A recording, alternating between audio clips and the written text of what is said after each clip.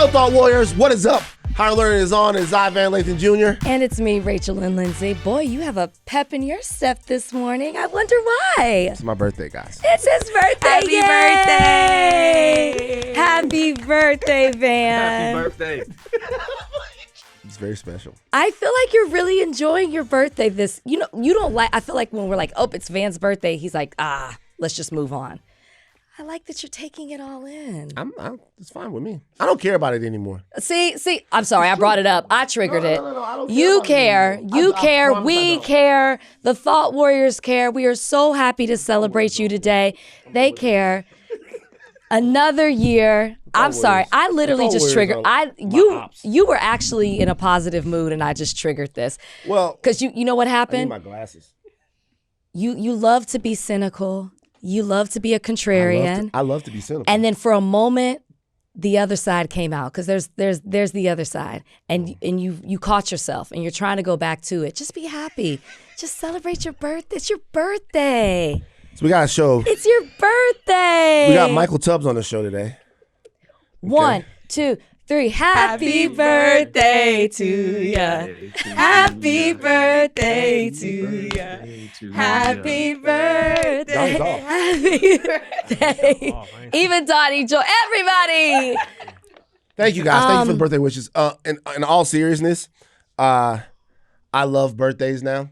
Yay. Because I love birthdays, not my particular birthday, but I love to celebrate life. Mm-hmm. Celebrate life. I see a lot of people celebrating life. They celebrate life. They do special things. They celebrate life. It's important to celebrate life. There's so many terrible things happening everywhere. Everyone that can hear my voice, I am happy to be in community and energetic conversation with you every time we do this podcast. So yeah, I appreciate that I'm still here. So many of the people that I grew up with aren't. So many of the men that I've loved over the course of my life, my uncles and all, so many of them aren't. So I'm happy to be here, and I hope to be here for a lot longer and do a lot more things. So I appreciate my family here for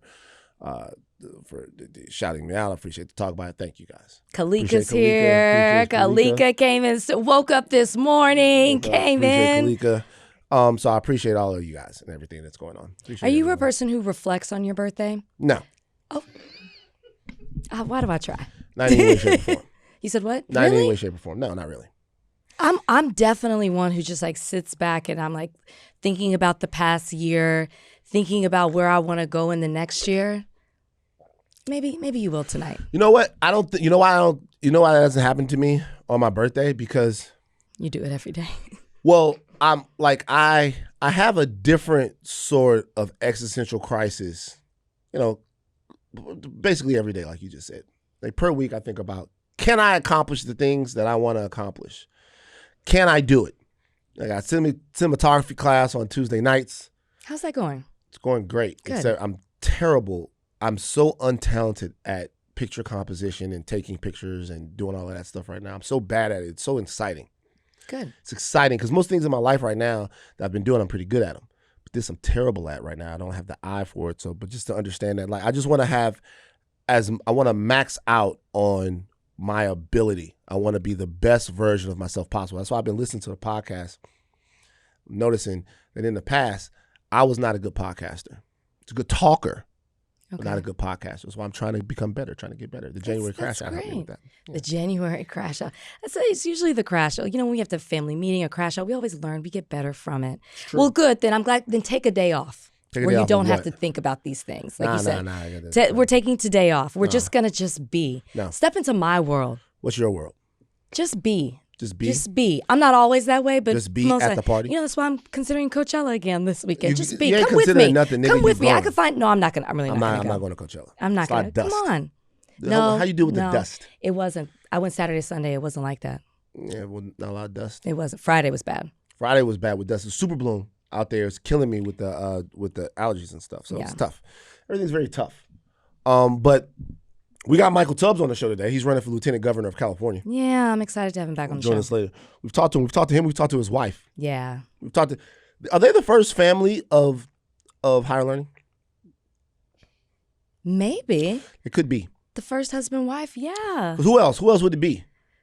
Nobody. Right, because if we got Sterling K. Brown, then it could be Ryan and Sterling. Sterling turned me down for an interview. I knew it. I knew you were. I was like, please move the conversation forward. He turned me down. Not for higher learning. Nope. I tried to get him to come on Black Television History Podcast, a different podcast that I'm doing. Is that happening yet? It hasn't happened yet. Okay. We've been working on it for a long time. So you can still get him. No, it's not. He already said no. Oh. And then he proceeded to do a whole bunch of other interviews. I didn't take it personally at all. Okay. Are we sure? I had Ryan on. We didn't talk about it. Are we sure? Sterling K. Brown. Thank you to Cord, who connected me with Sterling K. Brown. He couldn't do it because he was gearing up doing press for Paradise. Okay. Yeah, Paradise was a fantastic show. I'm a big Sterling K. Brown fan, even though he told me to fuck off. He didn't. Still love you, Sterling K. Brown. You're still the man to me. I had your lady on. We talked all about you and all that. I didn't bring it up once. Did I bring it up once, family? But here we are. It's my birthday. I get to gripe. You're right. Honestly, you're right. I love that energy. You do whatever the fuck you want to do today. Gripe. You want to storm out? You want to crash out? Crash out. I got other gripes. You want to be... What else do you want to take up for your toxic friends? Do it. It's your birthday. You can do it. It's a shot. You want to interrupt me today? You do it. No, it is your birthday. No, I don't want to do that. You are the birthday. That's. No. Oh, he doesn't know that. He doesn't get that. You see, I be tapped in with Gen Z. I get that. What did she say? You are the birthday. I don't want to even know what it means. What does that mean? I don't even want to know what it means. I get you, Jade. I don't want to know what it means. I tapped it. I want to know what it's it the means. new thing that they're doing on TikTok. All right, let's start off with this terrible, disgusting story that's out of Tanzania. There's more information about the way, or there's more information, there's more speculation, there's more happening surrounding the death of influencer Ashley Janae. Donnie? Yeah, we hit on this a little bit in the last show. Ashley Janae traveled to Tanzania with her boyfriend, Joe McCann, who proposed on that trip. Tanzanian authorities reported McCann told them that Janae had died by hanging herself in the room at the resort. No official cause of death has been confirmed by law enforcement. Investigators say that they are currently holding McCann's passport until autopsy results are complete. And they had previously told local media that he wasn't suspected of wrongdoing. So when we left off before, it looked like authorities had cleared him. Now it seems as if they have held his passport so they can do their investigation. Yeah, which is exactly what they should be doing. Right. I watched an interview with the family, and they were talking to TMZ, actually, and they were saying that, Donnie already said they hadn't heard from, he called them 11 hours after it happened, but talked about her being stable and in the hospital before it was actually told what happened to her. Then they have not heard from medical or from the police. This is the family. They have not heard from him since. And the family hasn't. And, the dad spoke about, of course, she was questioned about, whether or not she had mental health issues, which the family said, no, this is a trip of a lifetime for her. There was nothing that they ever saw. Both her parents said that that would lead them to believe that she would take her own life. It's a devastating story. Yeah, it's terrible. And we were talking about this off mic. To me, we know this is being talked about so many ways on the internet. There's only one way to talk about this. Somebody died. Right. A life was lost. Somebody lost a friend, a daughter, a cousin, whatever Ashley was to so many people. That is the only way we should discuss these stories. We shouldn't be, it's so disgusting. Like, I understand if you want to talk about a bigger issue about the safety of women traveling overseas, the safety of women, particularly of color, Black women, traveling to foreign places. I understand that. But the people who are so quick to rush to social media or on a microphone to say something provocative, to say something to go viral, to say something, controversial in order to be first, it just speaks to who we are as a society. A life was lost. And the only thing we should be talking about is getting answers for the family, because we know that true justice would be her coming back, and that's not going to happen. That's the only way we should be talking about it. Yeah. We've talked about this in different regards in terms of like how you talk about or deal with people, after they've passed away, or if you have opinions about them or whatever. I just don't understand it. I don't understand, like, when we talk about recipes that are lost, one recipe that used to be one of the most important ones was like, someone was gone from this earth forever, never to return. You took a moment to contextualize that person's life and consider the pain of their family. Mm-hmm. Consider the pain of the people that love them. And that was, you put that before what feelings you had. Mm-hmm. You just put that before them. I'm not asking everybody. Obviously, there are people that do different levels of harm and all of that stuff. I'm not like lecturing anyone. You know, you guys have your own energetic circumstances to consider and your own karmic consequences to navigate. That is on you. Do whatever. But in this situation, is this really another reason to argue? Is this really another reason to have the same type of battles and endeavor into the same type of low vibrational bullshit conversations that we always have, that I engage into, that I indulge into, calling myself out? It's another reason to do that right now. If in fact someone was disrespectful on Twitter or whatever, is that punishable by death? Right. Is that the death penalty for that? Like is that kind of the deal there? Is that how that's working? So I don't know. To me, when I look at this, what I think of is not necessarily even a cautionary tale. I think of this profound tragedy with someone who was accepting a wedding proposal one day and then the next day. How about celebrating life? It was her birthday. Celebrating life and is dead. What happened? And this gentleman, and his name is not, what's his name? Give me his name. Joe? Because we talk a lot about her name, but we're not Joe really. McCann. What's his name? Joe McCann. Joe McCann. So Joe McCann, there it is right there. It's in the story. Sorry about that, Jade.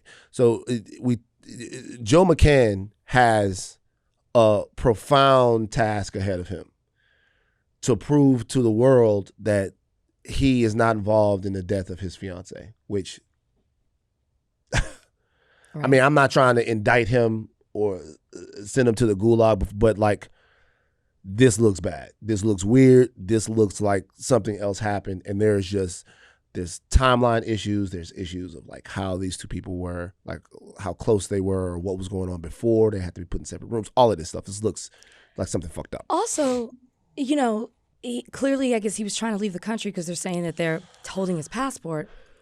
If you didn't do it, why are you not so concerned and trying to find answers like the family is about who did? This is somebody that you proposed to, you were celebrating, you were planning to spend your life with. Why are you trying to get away so fast rather than trying to get answers as well as to what happened to somebody so close to you that died? Yeah. That as well is very suspicious. Right. Well, why are you not communicating with her family? He had called them. He called them, but he did not call them to tell her she died. Well, he called them to tell them she was in the hospital. You're right. 11 hours. He did not. Hours. They learned that from the hotel. Wow. Like I said, though, like if we continue to cover the story, it'll be conversations with either her parents or with people around. But like covering the discourse that's surrounding this is, we've done this before around similar situations. I feel like we've been measured on it. But covering the discourse that's around this, it just feels at this point it's dark. It's just fucked up. All right. Donnie, Dave Chappelle interview on NPR.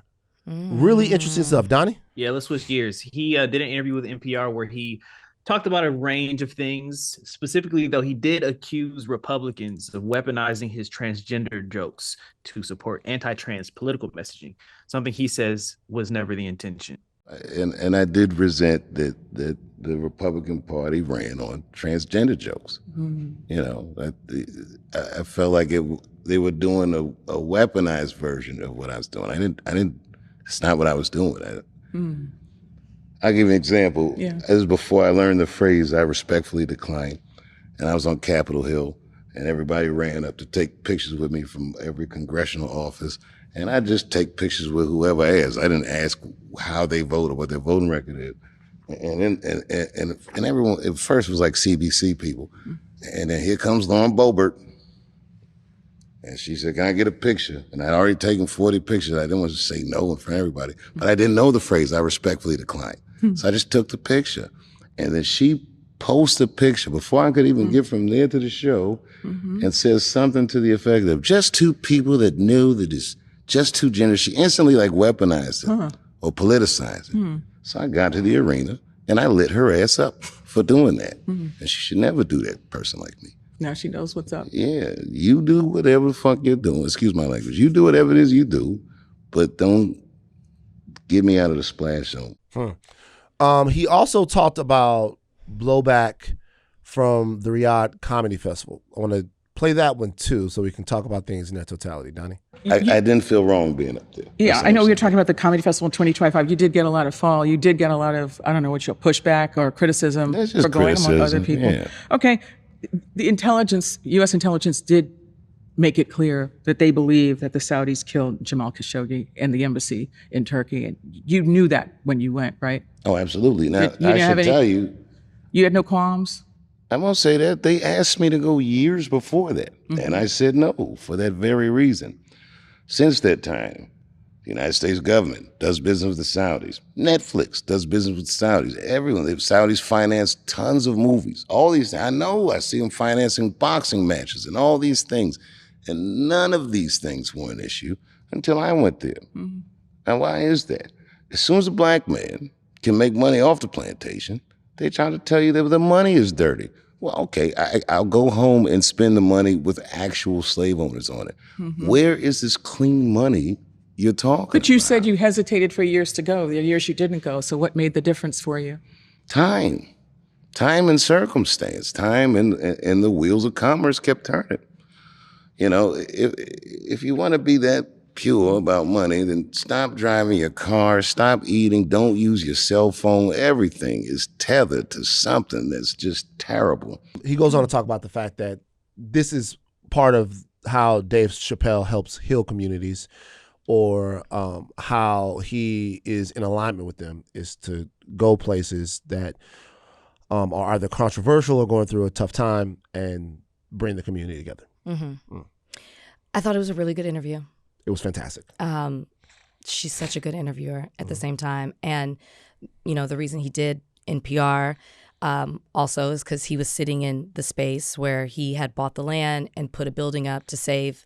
Well, he said he doesn't think he saved it. He says the radio station probably would have been funded some other way, but a radio station that meant so much to him and his community, and it was their way to connect to WYSO in Yellow Springs, Ohio. So that's why they were in that space, and he was doing this interview with NPR. I found it very interesting. I particularly hearing his point of view to some of the criticism that he had received. We've seen him talk about the backlash for his transgender jokes many a time, and even within this interview, which I encourage everybody to look at, he even says, you know, she's like, are you exhausted by talking about it? Are you sick of it, or something like that, she says. And he says, well, I don't want to be dismissive to people that feel a certain way about the jokes. I don't want to be insensitive to them feeling, you know, hurt by what I said. But then he goes on to, you know, talk about it. Here's the thing. I mean, he's not wrong that most things are connected to dirty money or to bad interest. You know, he's not wrong in saying, oh, well, the government takes money, you know, from the Saudis, and there are these sporting events, and, you know, I'm a part of this as well. He's not wrong in saying any of those things. The thing, though, is you are making a personal choice. You're making a choice that for whatever reason you decide to do it, and with choices come consequences. So just as you have the right to go and do what you want and make money in that way and use that platform how you want to. Within that interview, he talks about how so many young comedians came to him and said, I can't believe, you know, you challenged the authority here, and you can just talk so freely like that. And he felt like it inspired them in certain ways. That's your choice to do that. But at the same time, people can choose to be upset about it for, you know, the fact of what the Saudis have done in regards to murdering a journalist, to the policies within their country, to the fact that you, Dave Chappelle, can come over there as an American and make these jokes and then leave. We still are left with policies that don't allow us to move so freely. Now, maybe it creates a movement and then they do something to, you know, I don't know, change the government in some way. Who knows? But it was just interesting to hear him talk and maybe not bring that part in. Like, I understand he was giving his point of view, but at the same time, people can react the way that they want to. And in regards to the Republicans and what he was saying about them weaponizing his transgender jokes, it's like, again, that's a consequence of the choice you made. You made that joke. You have the right to do that. And then people will take that the way that they want to. Of course, the Republicans use that as a part of their political platform. When do the Republicans ever play fair? Why would they give consideration to the fact that you're doing this as somebody who's a liberal, as somebody who's doing this as part of their art, comedy? Why would they ever give any deference to that? They're going to use it for their own benefit. That's what they do, which is why he told that Lauren Boebert story about how she politicized a picture with them when his intentions were not that. It's just what happens. So in this interview, I felt like he was saying, these are my choices. This is why I'm doing it. And the other side of it is, and people have a right to criticize it and to be offended by it and to weaponize it. Right. So I watched the whole interview and I was struck just at my affection for Dave Chappelle.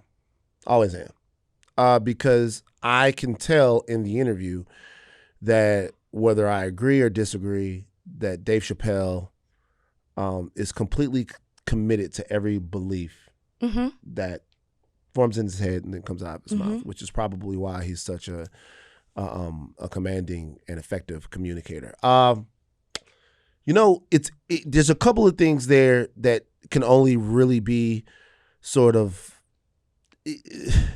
they can only be distilled through kind of conversation, right?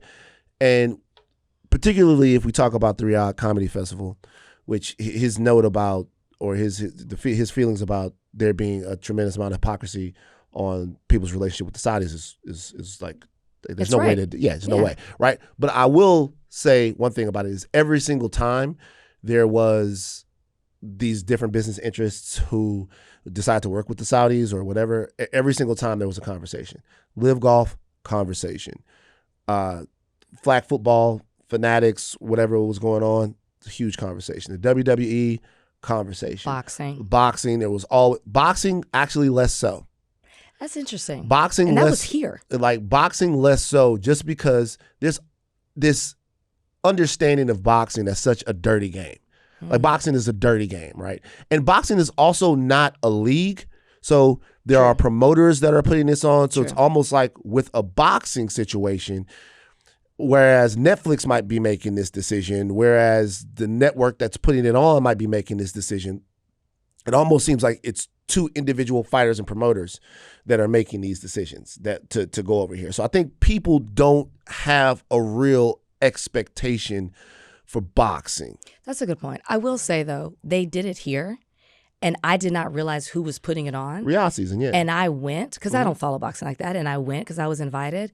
And when I get there, they're on stage. Like, they're speaking. And I was like, you're talking about Turkey Al-Shay, like the guy who, yeah. And I was like, it was like, I didn't even realize what I was attending. You know what I mean? So anyway, sorry. No. So I'm not in any way excusing the boxing because I've watched it and all of that other stuff. They're very much so a part of it. I think that's what was shocking. It was like they did a whole speech and an introduction before the fight even started. And I think the Live Golf in LA. I think the Live Golf thing, and look, this is a part of a grander sort of money coming out of some of the Gulf nations over there. So once again, I'm not in any way trying to like criticize anybody's culture or whatever, but particularly with Saudi Arabia and some of these other places, they realize that they're going to have to diversify their economies moving forward because the way to continue to be a player in world culture is not just to have all the oil because that is a finite resource. It's going to last for a while, but it's a finite resource. But diversifying your economy now and being the playground of the Western world or being a real cultural force because you have all of this cash, you have all these sovereign wealth funds and stuff like that you can invest tons of money in and buy a lot of influence and buy a lot of different things that Americans love and the Western world loves and like display that stuff. They do soccer, all of that stuff. There's sports washing a lot of stuff and they're culture washing a lot of stuff to become a part of Western society and to have access to that economy.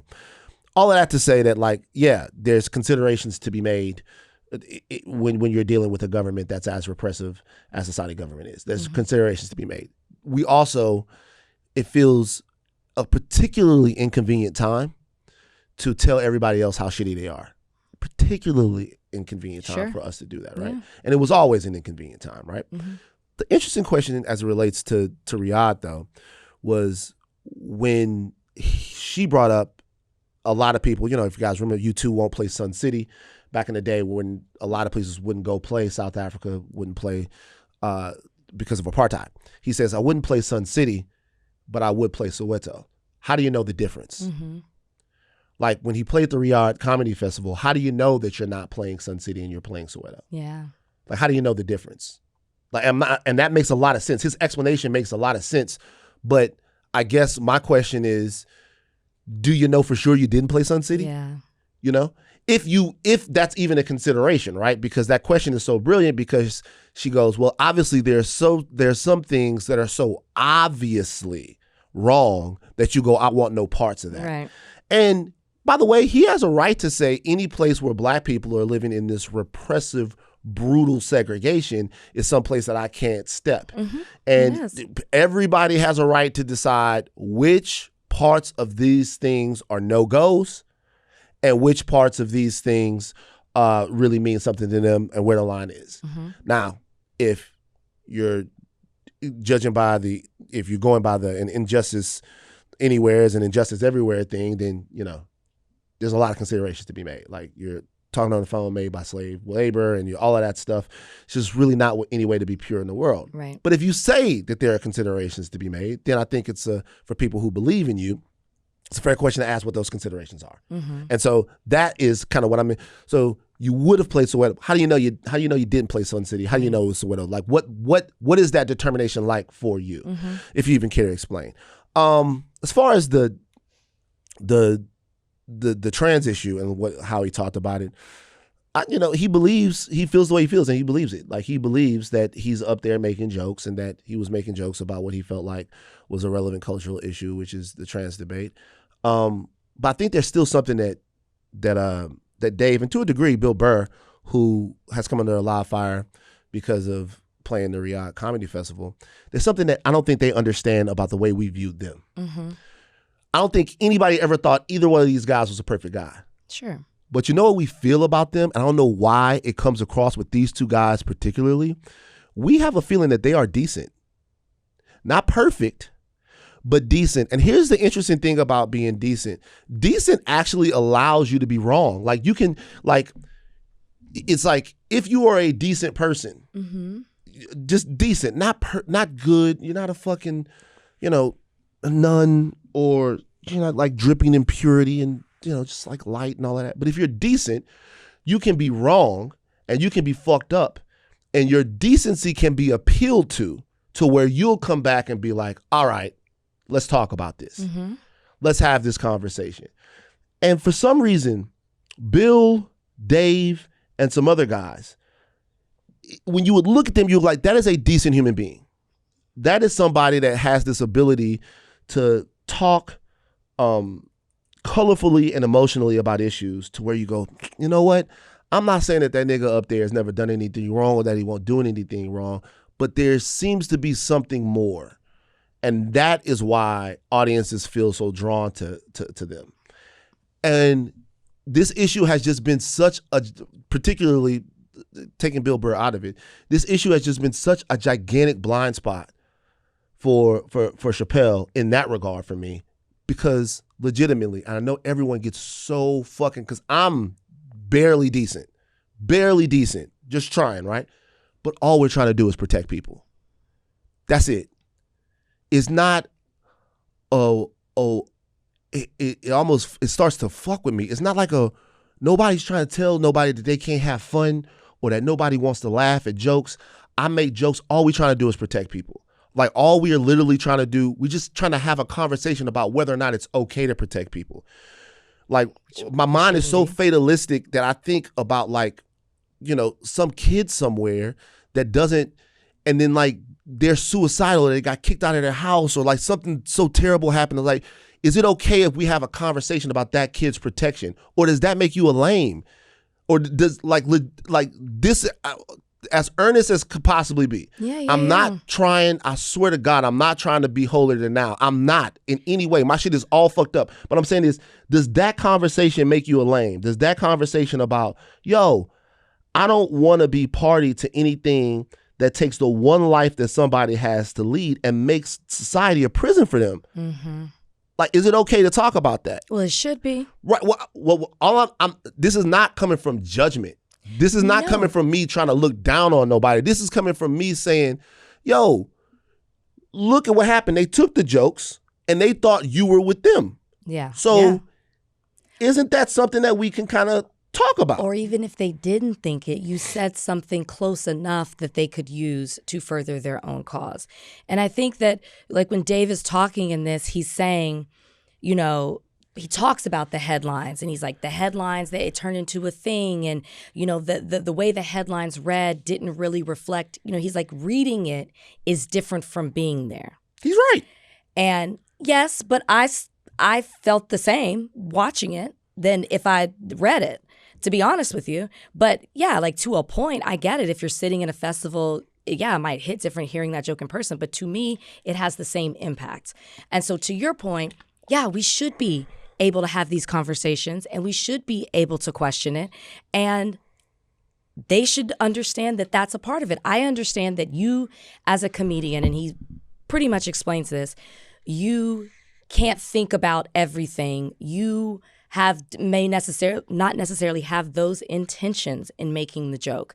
You feel like you can't do what you do if you think about every single thing in the way that you're describing it. However, you have to realize, though, that we live in a society now. Maybe this didn't exist to such a grand scale back in the day because we all weren't so connected. We all didn't have access in so many ways where we had platforms and microphones or whatever it may be. There wasn't this thirst to say something, to grab a hold of something and make content out of it immediately to go viral or to be controversial. But that is the society we live in now. So your jokes are more impactful and can reach that kid that you're talking about who feels imprisoned by the jokes, or the person who takes those jokes and uses it to weaponize it against them. That is the reality we live in. And the question becomes, do you change your comedy, and she kind of said this, to fit the reality we're in, or do you hold true to the comedy you were raised in? It's a question we're allowed to litigate.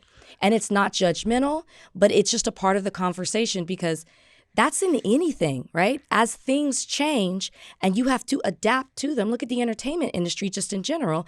That's a conversation that we're allowed to have. How do you move forward in this world with comedy? Yeah, I mean, look, this is the way I feel. I love stand-up comics. I love the medium. I love the way they communicate. I love all of it. And I don't want stand-up comics to be too much in their head. Yeah, because I don't want to be too much in my head, right? I don't want to. We are holding Dave Chappelle and a select few other comics to a different standard. But I will say this, though. I will say this. Part of the reason why we're holding them to a different standard is because that's a standard that they set for themselves. Like, I'm just thinking. No, I'm thinking. Like, so with Bill Burr in particular, Bill Burr came out one time and said that he criticized Beyonce or other people like that, Mariah Carey, whomever it was, for performing for Gaddafi's children or performing for Gaddafi, whatever the fuck it was. He said that. So he said that there was a place that I wouldn't go. Love Bill Burr. Think Bill Burr is amazing. Love Bill Burr. I think the way he's kind of dealt with the backlash to the Riyadh Comedy Festival is legitimately destroying his reputation. It's legitimately destroying his reputation. It's just a reality. Okay, love Bill Burr though. Wish that there was a little bit more introspection that could happen regarding how people are responding to that, particularly his audience and like what's happening over there and stuff like that. With Chappelle, we saw Chappelle set limits. Mm-hmm. Set limits about what he thought was not just harmful for him, but harmful, period. So I guess what people are really having a conversation with him about is about what he thinks is harmful. Yeah. And by the way, he has the right to be like, I don't think that this meets that level. I don't think that this, for whatever reason, what I'm doing in this regard, I don't think that it meets the level of harm or the threshold for harm that some of the stuff that I walked away from Comedy Central on. I don't think it's the same. Like, or it doesn't hit me the same. Mm-hmm. That's fine. He can believe that. He can think that. But there has to be able to be a conversation about it, because there's a whole political movement in this country that has boiled down their freedom. Their freedom is the right to degrade other people. And that's a fact. Their freedom, we're not talking about the freedom to make off-color jokes. When you're in a comedy show, you're supposed to do two things. As a consumer, you're supposed to laugh and feel a little uncomfortable. Mm-hmm. The comic is supposed to be able to say a joke and hear groans and be like, that's too much for y'all. That's how stand-up comedy, the best stand-up comedy works for me, right? Mm-hmm. No problem with that. But just know that an entire side of this country, their freedom is the right to put you down or back in your place. That's what and I in no way want to be a part. I don't want to be party to. I don't want to be the steroids or the PEDs for them. Mm-hmm. Like, I don't want to be that. Like, my freedom isn't somebody else's domination. My freedom isn't somebody else's dehumanization. My freedom is, to me, to be shared with other people to make them more human. And, we probably spend way too much time on this, but the one thing coming away from this interview, Dave Chappelle is brilliant. Dave Chappelle does not think that he's doing harm, but it still seems like in this particular issue, the Riyadh thing aside, because there's just so many types of they're wrapped up in everything. But particularly on this issue, there's a blind spot here. Like, there's a blind spot here. There's a blind spot here, and it's not without cost. There's cost. Yeah. There's a cost to this blind spot. This episode is brought to you by Comcast Business. Hey, Thought Warriors, are you a small business owner? Introducing a new standard for small business, the Total Solutions Advantage, only from Comcast Business, a first ever combination of the largest, fastest, fire-powered network. Gig speeds with equipment and security included, plus a 5-year price lock. Learn more and get started with a great offer as low as $60 per month at ComcastBusiness.com. Ends June 1st, 2026. Restrictions apply for new customers with 300 megabit per second internet and security edge. 1-year agreement, eco bill and auto pay required, taxes and fees extra. Ilhan Omar. This is interesting. I don't know what you guys are going to think about this. Donnie? All hands on deck on this one? Yeah, everyone. Yeah, the representative from Minnesota, she did an interview with Pod Save America, and she said that Democrats should be more open-minded about working with Trump's allies. Let's hear from the representative. The thing that has been very fascinating, especially about Marjorie and Candace, is that they are not just coming out like the other ones that you'd mentioned, where they're saying this action is wrong, right? They're saying, I am done with you. I think that we should give them credit for that. The fact that they've had this wake-up call to finally seeing this con man, this corrupt, chaotic man for what he is, the fact that they understand that he never really had any principles outside of uplifting his ego, the fact that they have gotten off the sycophant train and are saying, we trusted the wrong person. We are sorry for that. And we need all of you to wake up to the fact that you've also trusted the wrong person, I think is an important thing for us to put our arms around and say, yes, then now let's figure out how do we save our country from the disaster that this man is creating. Kids first. You guys, like Bernard, Jade. So for people out there that don't know, there's a group of far-right, huge podcasters that have just straight up broke with Trump. Straight up broke with Trump. Alex Jones, Marjorie Taylor Greene, Candace Owen, Tucker Carlson. These are some of the most popular. I would argue they are the most popular. They are the most popular. Megyn Kelly, they are the most popular conservative influencers, conservative podcast voices, and they have broke with the president. Should that be something that is nurtured by the left? Jade? Ladies. Bernard? I think it's a nuanced answer for me, at least, because what was their reasoning for breaking that off, being former allies and kind of moving over to a different side, a different mindset? Because a lot of things are rooted in much deeper things than solely what politics or what laws or whatever Trump's doing. So I think, for me at least, I think grace can be given, but to what extent and for what purpose, I think matters more. That's my answer. Bernard doesn't fucking care. That can be your answer, Bernard. Yeah, but maybe you don't give a fuck, Bernard.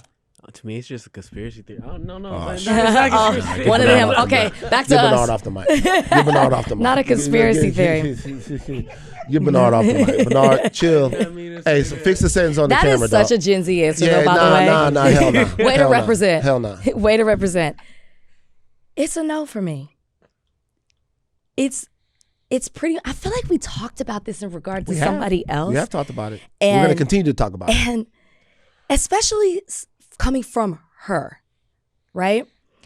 Where I want to be clear, it's a no for me. It's a fuck no for me. I don't like this. I'm very disappointed in her in particular by saying this. Marjorie Taylor Greene has called you a foreign agent, a terrorist sympathizer. She put a resolution up to censure her. She said that she should be deported.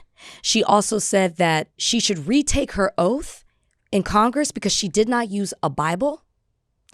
And so she questioned her legitimacy based on her own, her religious issues, or made it a religious issue, I should say. And you want, and this is the problem. This is why people become outraged by the Democratic response. Why do we always have to be the good guy? Why do we always have to be nice?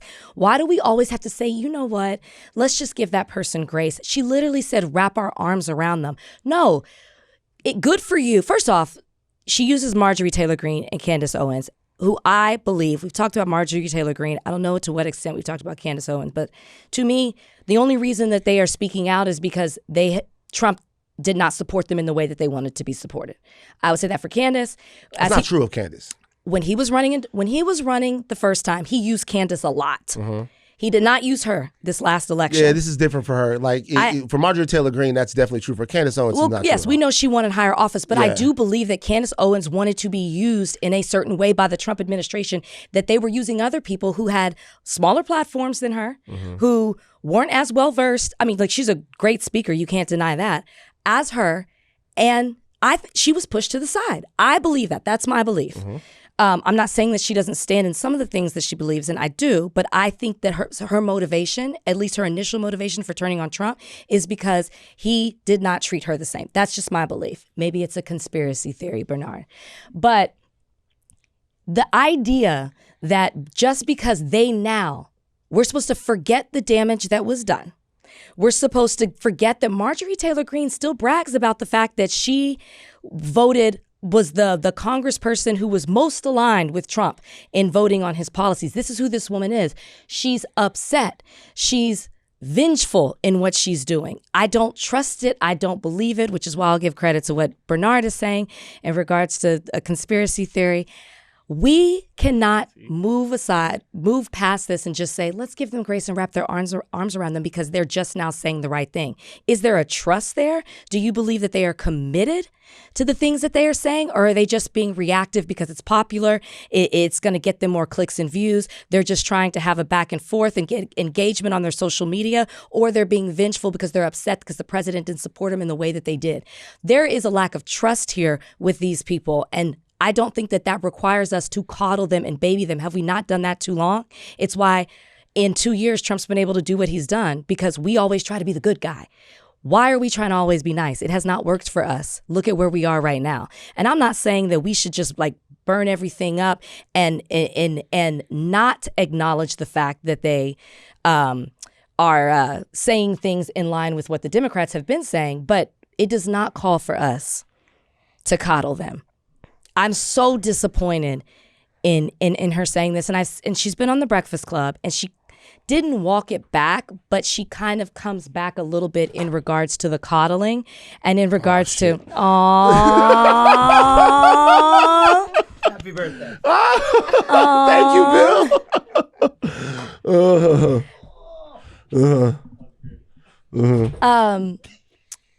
She's on the Breakfast Club, and she kind of she doesn't take it back, but she kind of is like, no, that's not what I'm saying. But you did, and that's the headline. And I don't want it to seem like Democrats are easily fooled, that a Republican can say one thing and then they're able to convince you that they've changed. That's not the case. And it's got to be more than just being upset with Trump about the war. It's got to be more than that. You got to show, the action has to show that you are actually changing the way that you feel about Trump's policies and the Trump administration. Not one statement. I don't think we've ever disagreed more. And I will say something at the beginning. Rach is right. Don't get on my ass about this, y'all. I really don't it's have his birthday. I don't have the patience for it. Okay? Rach is right. Rach is right. But let me tell you why we disagree, why I disagree with you.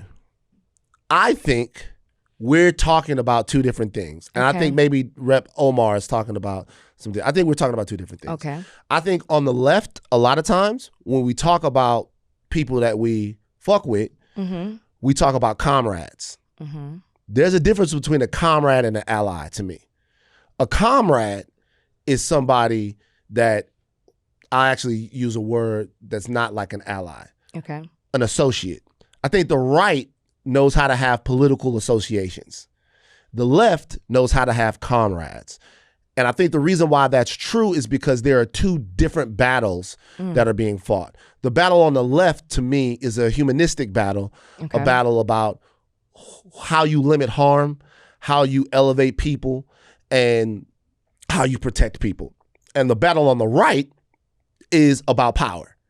And so since the battle on the right is about power, who you will power over, how you exploit someone, or how you keep them under your thumb. Anyone that will help you do that, you're good. Anyone that will help you consolidate power, that'll help you lock people out of that, you're good with them. Because it doesn't matter whether or not they really love you, whether or not they really trust you, whether or not they're really part of your movement, they are helping you to such a fundamentally important end for you, like this generational fucking grab, this generational fucking royalty almost. I don't even know the right word. This ability to wield power over people that is intractable and never changes. Anybody that'll help you do that, cool. Come over here. Don't matter. With us or with people on the left, you have to trust people. You feel like you have to be able to be comrades with them because the fight feels existential, right? I personally feel like right now, that is why the left loses. The left loses because the easiest way to lose is to not accept a win. And I've just seen people like all over the place not be able to accept a win, to be able to be like, hey, there's an opportunity here. There's a win here. What you're saying about some of these people also, because I watch this stuff, is actually, in my opinion, fundamentally incorrect. Like, there's been a metamorphosis. I can't say as much for Candace. There's been a metamorphosis for all of these people. And it started with, I'm not sure about this.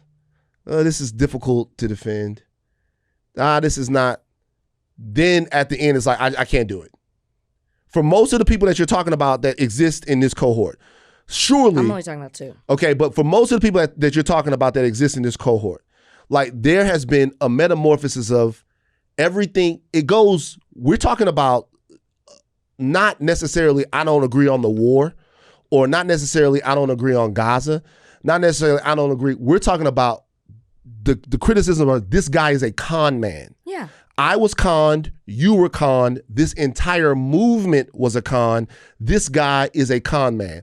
Are there fundamental political disagreements that still exist with most of those people? Yes, there are. But there is an opportunity here, and I realize people are not going to agree with me.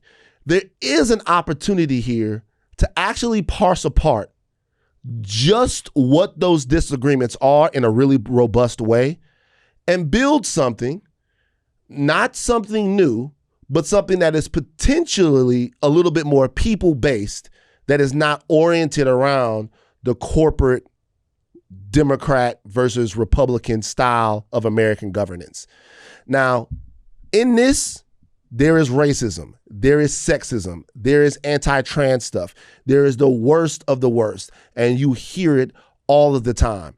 The question is, if there is some type of conversation, the question is if there is some type of understanding that a rejection of MAGA means that there could be something else. Tell you what I mean. If you are rejecting MAGA because of Palestine, if you are rejecting MAGA because of Iran, does this mean that you have a fundamental belief in the dignity of people, in the human rights of people?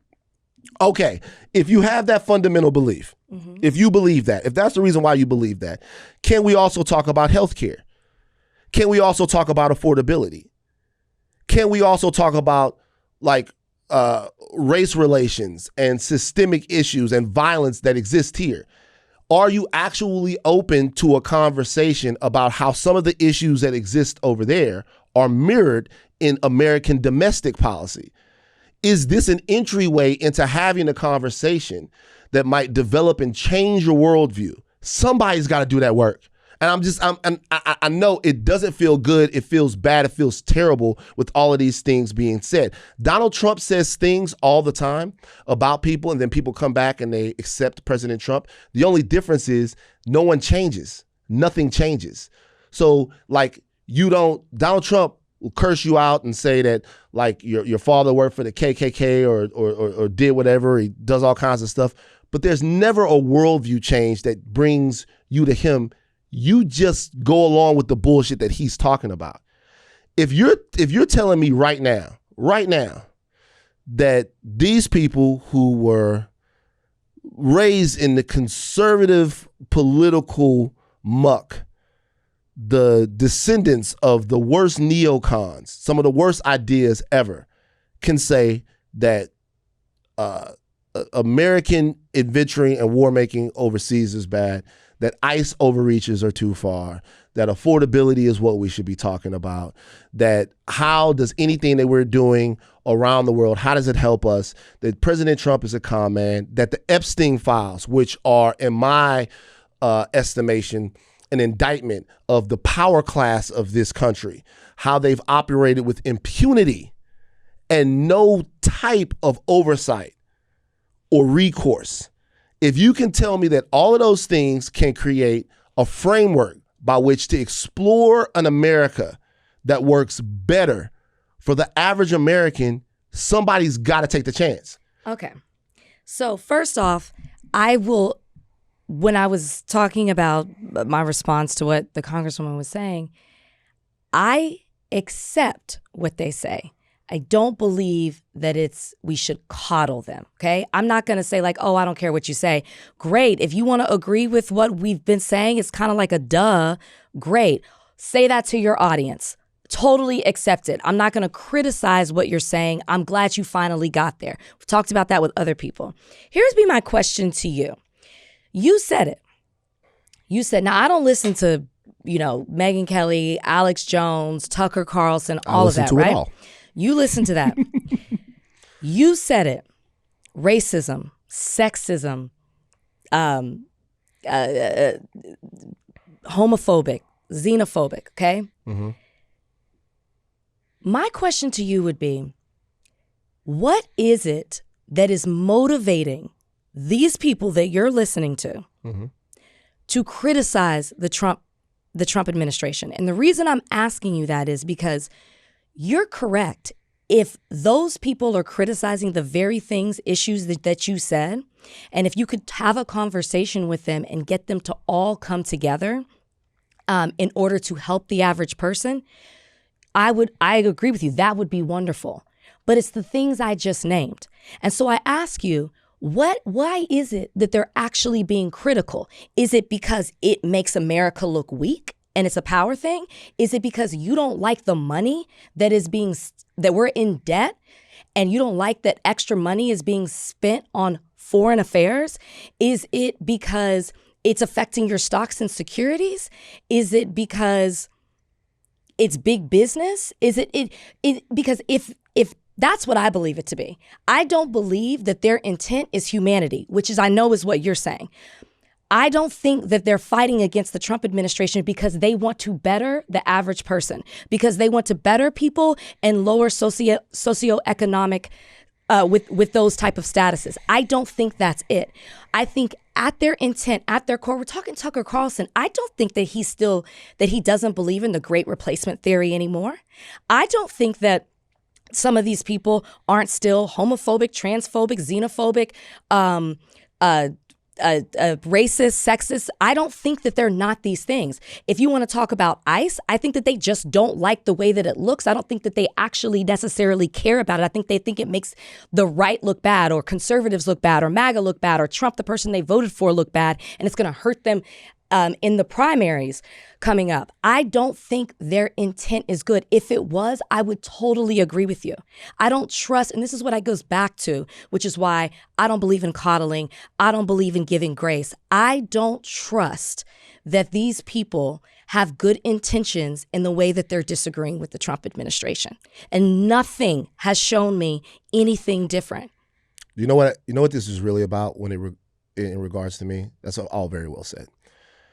I don't think the left has good intentions. I'm not here to argue for them. But just listen. Like I don't think that the left has good intentions. Like, there's no way to argue that in any way that the Democrats and the Republicans are the same. When you do that, you're a fool to me. And one of the reasons why you can't make that argument is because the power base of the Democratic Party is made up of a lot of black people, which means that even cosmetically, they can't be anti-black. They can't. They can't be anti-black. I believe that the power base of the Republican Party is anti-black. And I grew up nestled in the breast of it. And I believe that there are anti-black ideas that orient those parties. So there are fundamental differences. However, in the actual effect of things, I am past the point of caring about legitimately like what's in somebody's heart. I care about what I can move them and leverage them to do, because these problems are getting worse. They're getting worse. And when we have the right leadership, they only seem to get incrementally better in very small ways. I give people credit for what they tried to do. I really do. I really do. I give people credit for what they tried to do. I give people credit for their intentions. But what I need now is for two things, and these are very important. Number one, an understanding of the MAGA con job that's happened in the last 10 years of American political life. Just an understanding that all of that was a lie. An understanding that all of the grotesqueries of what you believe can be manipulated and then used to make you look like a fool. So anyone who says all of those things were manipulated and made to make me look like a fool, I'm like, okay, let me tell you why your ideas are bad. That's an entry point for me to have a conversation, right? That's an entry point for me to talk, right? Number two, I need people broadly to understand that there isn't much that you can get out of the political system that we are in right now. Very true. There's not much you can get out of it. What you can get out of it is an understanding of how to change it. That's the best thing that you can get out of it, is an understanding of what needs to be done differently. Because right now, things are so fucked up that as we talk right now, MAGA is as unpopular as it's ever been. But that is not resulting in a rise in popularity for the Democrats. Correct. It's not. It's not like people call it a seesaw. It's not like MAGA's going down and Democrats are going up. People are going, well, these guys clearly don't know what the fuck they're doing. And these other guys, we can see that they don't know what the fuck that they're doing. As far as coddling is concerned, when she says no one can be coddled, that we can agree on. I'm not going to roll out a red carpet for you because you stop being Satan, right? I'm not going to do that. But what I will say is, like, when she says put your arms around these people, I don't take that to mean necessarily coddling them. I take that to mean that if people are willing to rebuke and reject this specific political experiment, which we have said is fascism, which we have said is this different type of even Republicans. I hear people say, "Oh my, huh?" Do those people that you mentioned, do they call it fascism? No, they don't. They don't. They wouldn't. They wouldn't use the word. But the people to the left of me call Joe Biden a fascist. So, like, I'm not making any excuses for any of that. What I'm saying is, if they are rejecting this version of American politics and seem to be embracing something that is a little bit less incendiary than this, then we need to have a conversation about whether or not we can reform things. I'm all for the conversation. And so I want people to understand that we've talked so deeply about the capture that the right has over the voices and all of that. Those same people with those millions and millions and millions of people who are listening are now regularly rebuking the president. That is a good thing. Do they agree with you on everything? No, they don't. Do you have fundamental disagreements on things that, to me, are material to your life? Yes. Yes. Okay. But the first thing that has to happen for there to be some type of return to an American ideal to where we could at least fight in a more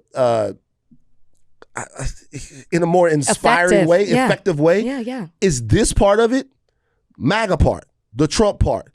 They have to go. And not only do they have to go, but it has to be a smear. It literally has to be a smear. When I say go, I don't just mean Trump. I mean Trump. I mean Vance. I mean anyone who refuses in any way to rebuke what they've taken part in. Exactly. So look, like Kamala Harris last year went around with Liz Cheney. Does anyone have any clue who the fuck Dick Cheney was? That's fucking Darth Vader. Yeah. So to me, it's I don't know. I just don't see how what she's saying isn't right. Well, we can agree to disagree on that. I do love what you said, though, about MAGA is as unpopular as it's ever been, and that has not increased support for the Democrats. And I think if like a Democratic politician was listening to this right now, like that should like weigh on you. Like it's a simple statement, but I feel like it's very profound because it's not a victory that people are upset with MAGA. The victory would be if they actually are moving away from it. And I'm so glad you said that it's not about just Trump. I've said this before when we've talked about Andrew Schultz and the way he talks now. I said, great, good for you. But what I want to hear you do is also criticize the person who's probably going to run for vice president. Who's probably going to run for president in the next term. Is it just Trump, or are you upset with the entire administration, everybody who's allowed this to happen? It's not just taking the top off, it's getting the root of it. And that's what I fear with the people that you name. You're upset with what's happening now, and it's easy to be like, well, that was just Trump. He's a maniac. You know, this next person will be more level-headed and logical about it. Yeah. And the only last thing I'll say is, you talked about intention. I agree a conversation should happen. And we should try to figure out how we can accomplish on certain things. We said it before. I don't know if it was Butchware or what, but it's like we should just focus on a couple of things that if you're over here and you're over here, I know I'm not going to convince you, but what is it that we can meet on in the middle? But I don't think that intention, like you said, you don't care about what people feel about the heart. When I say intention, I'm talking about a mental state. It's a mindset.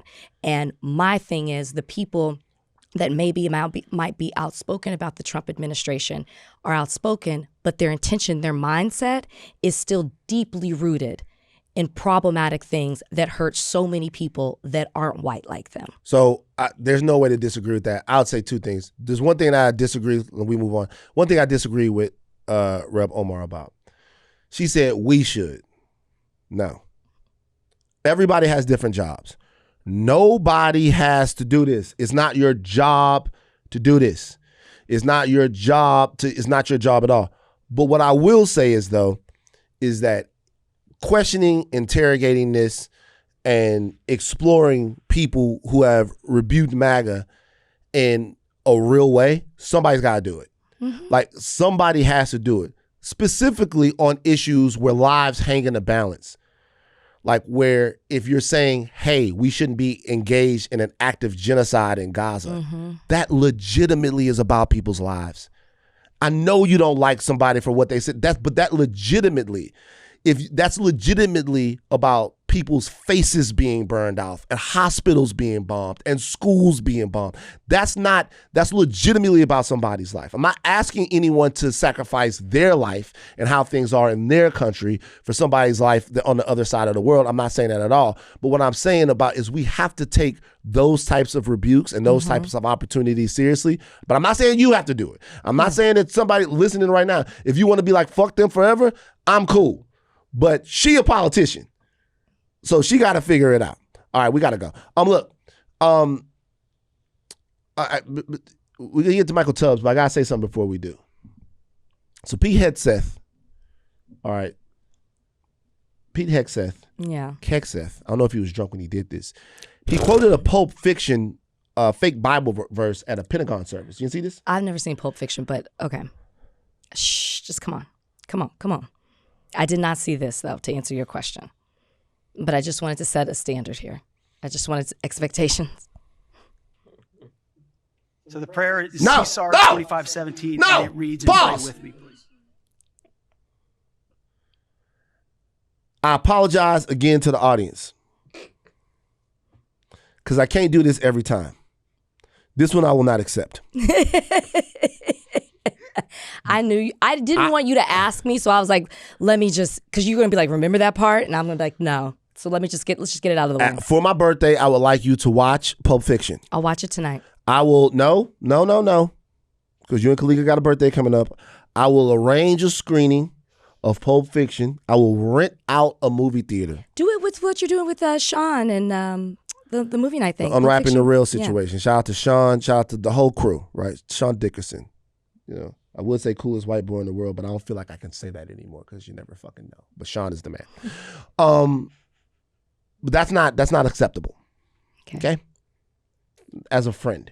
There are certain things that you have said to me that aren't acceptable. Absolutely. Yeah. So, but this one we have to change. But you're familiar with. I am familiar with. And I will rain down with great wrath and furious. I'm not. Those who mistake the Lord. No, but. The Lord our God. Sorry. Jules? Next week I will be Jules? able to do all of this. So you don't know Jules? You don't know Jules Winfield? Look at the big brain on Brad. Is that Samuel L. Jackson's character? Yeah.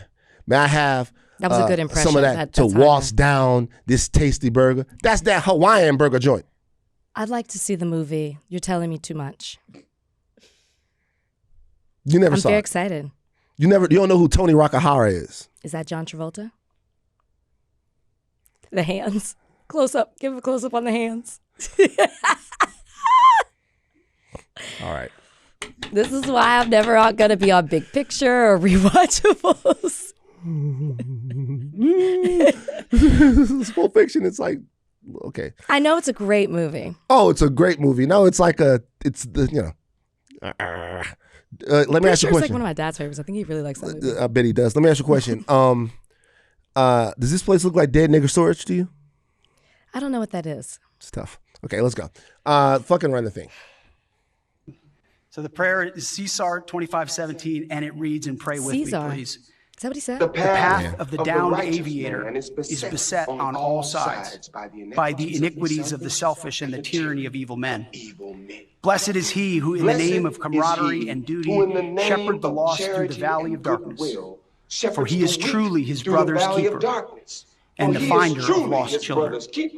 And I will strike down upon thee with great vengeance and furious anger those who attempt to capture and destroy my brother. And you will know my call sign is Sandy 1 when I lay my vengeance upon thee. And you will know my name is the Lord when I lay my vengeance upon thee.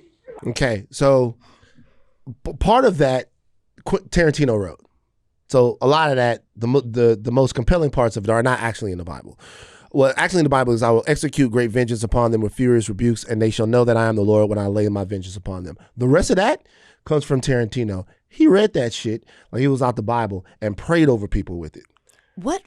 He didn't say Ezekiel. He said Caesar or something else. That's not a book in the Bible. What stands for Combat Search and Rescue? He's quoting. I was going to say from that group. Yeah. It's a quote from Combat Search and Rescue, right? Okay. So do they use this quote? That they got from Pulp Fiction. Okay. What a like joke. A prayer. I have a thought here. I'm serious about this. Okay. In reality, for real, 100% think that Donald Trump is the Antichrist. It's crossed my mind. No, I'm for real. Real quick. Let me tell you what I mean by this. So, I believe in the predictive power of human beings. Okay. I once saw a video by a futurist, and the futurist guy, I think I've talked about this before, the futurist guy said, one day there's going to be a device inside of your hand where you're going to be able to do all your banking, you're going to be able to take all your pictures, do all your stuff, and that device you're going to be able to send money all across the things. This is like 1950 something, right? Oh. And he basically predicted that the iPhone would exist because human beings have the ability not just to look at their current circumstances, but to look at the way the world is moving and predict the occurrence of something. Okay. The question is whether or not the ability to do that comes from a cultural intelligence or whether or not it's divine. So when the Bible actually predicts that there will be an Antichrist, there are two ways to look at it. One way is to look at it is that God told man that this person was coming and to go out and warn man about it. But another way to look at it is that a group of people could see there's more communication than we've ever had. Like people are getting together, we're traveling, nations are coming together, cultures are clashing. And as that happens and connectivity builds, that there will be an incentive for one person to come along and rewrite scripture to deify themselves. And in that deification, use it to go around the world, capture power, and bring great ruin to people and mock what you already believe to be divine, right? So that happens in the Bible. That happens in the Bible when there's discussion of the Antichrist.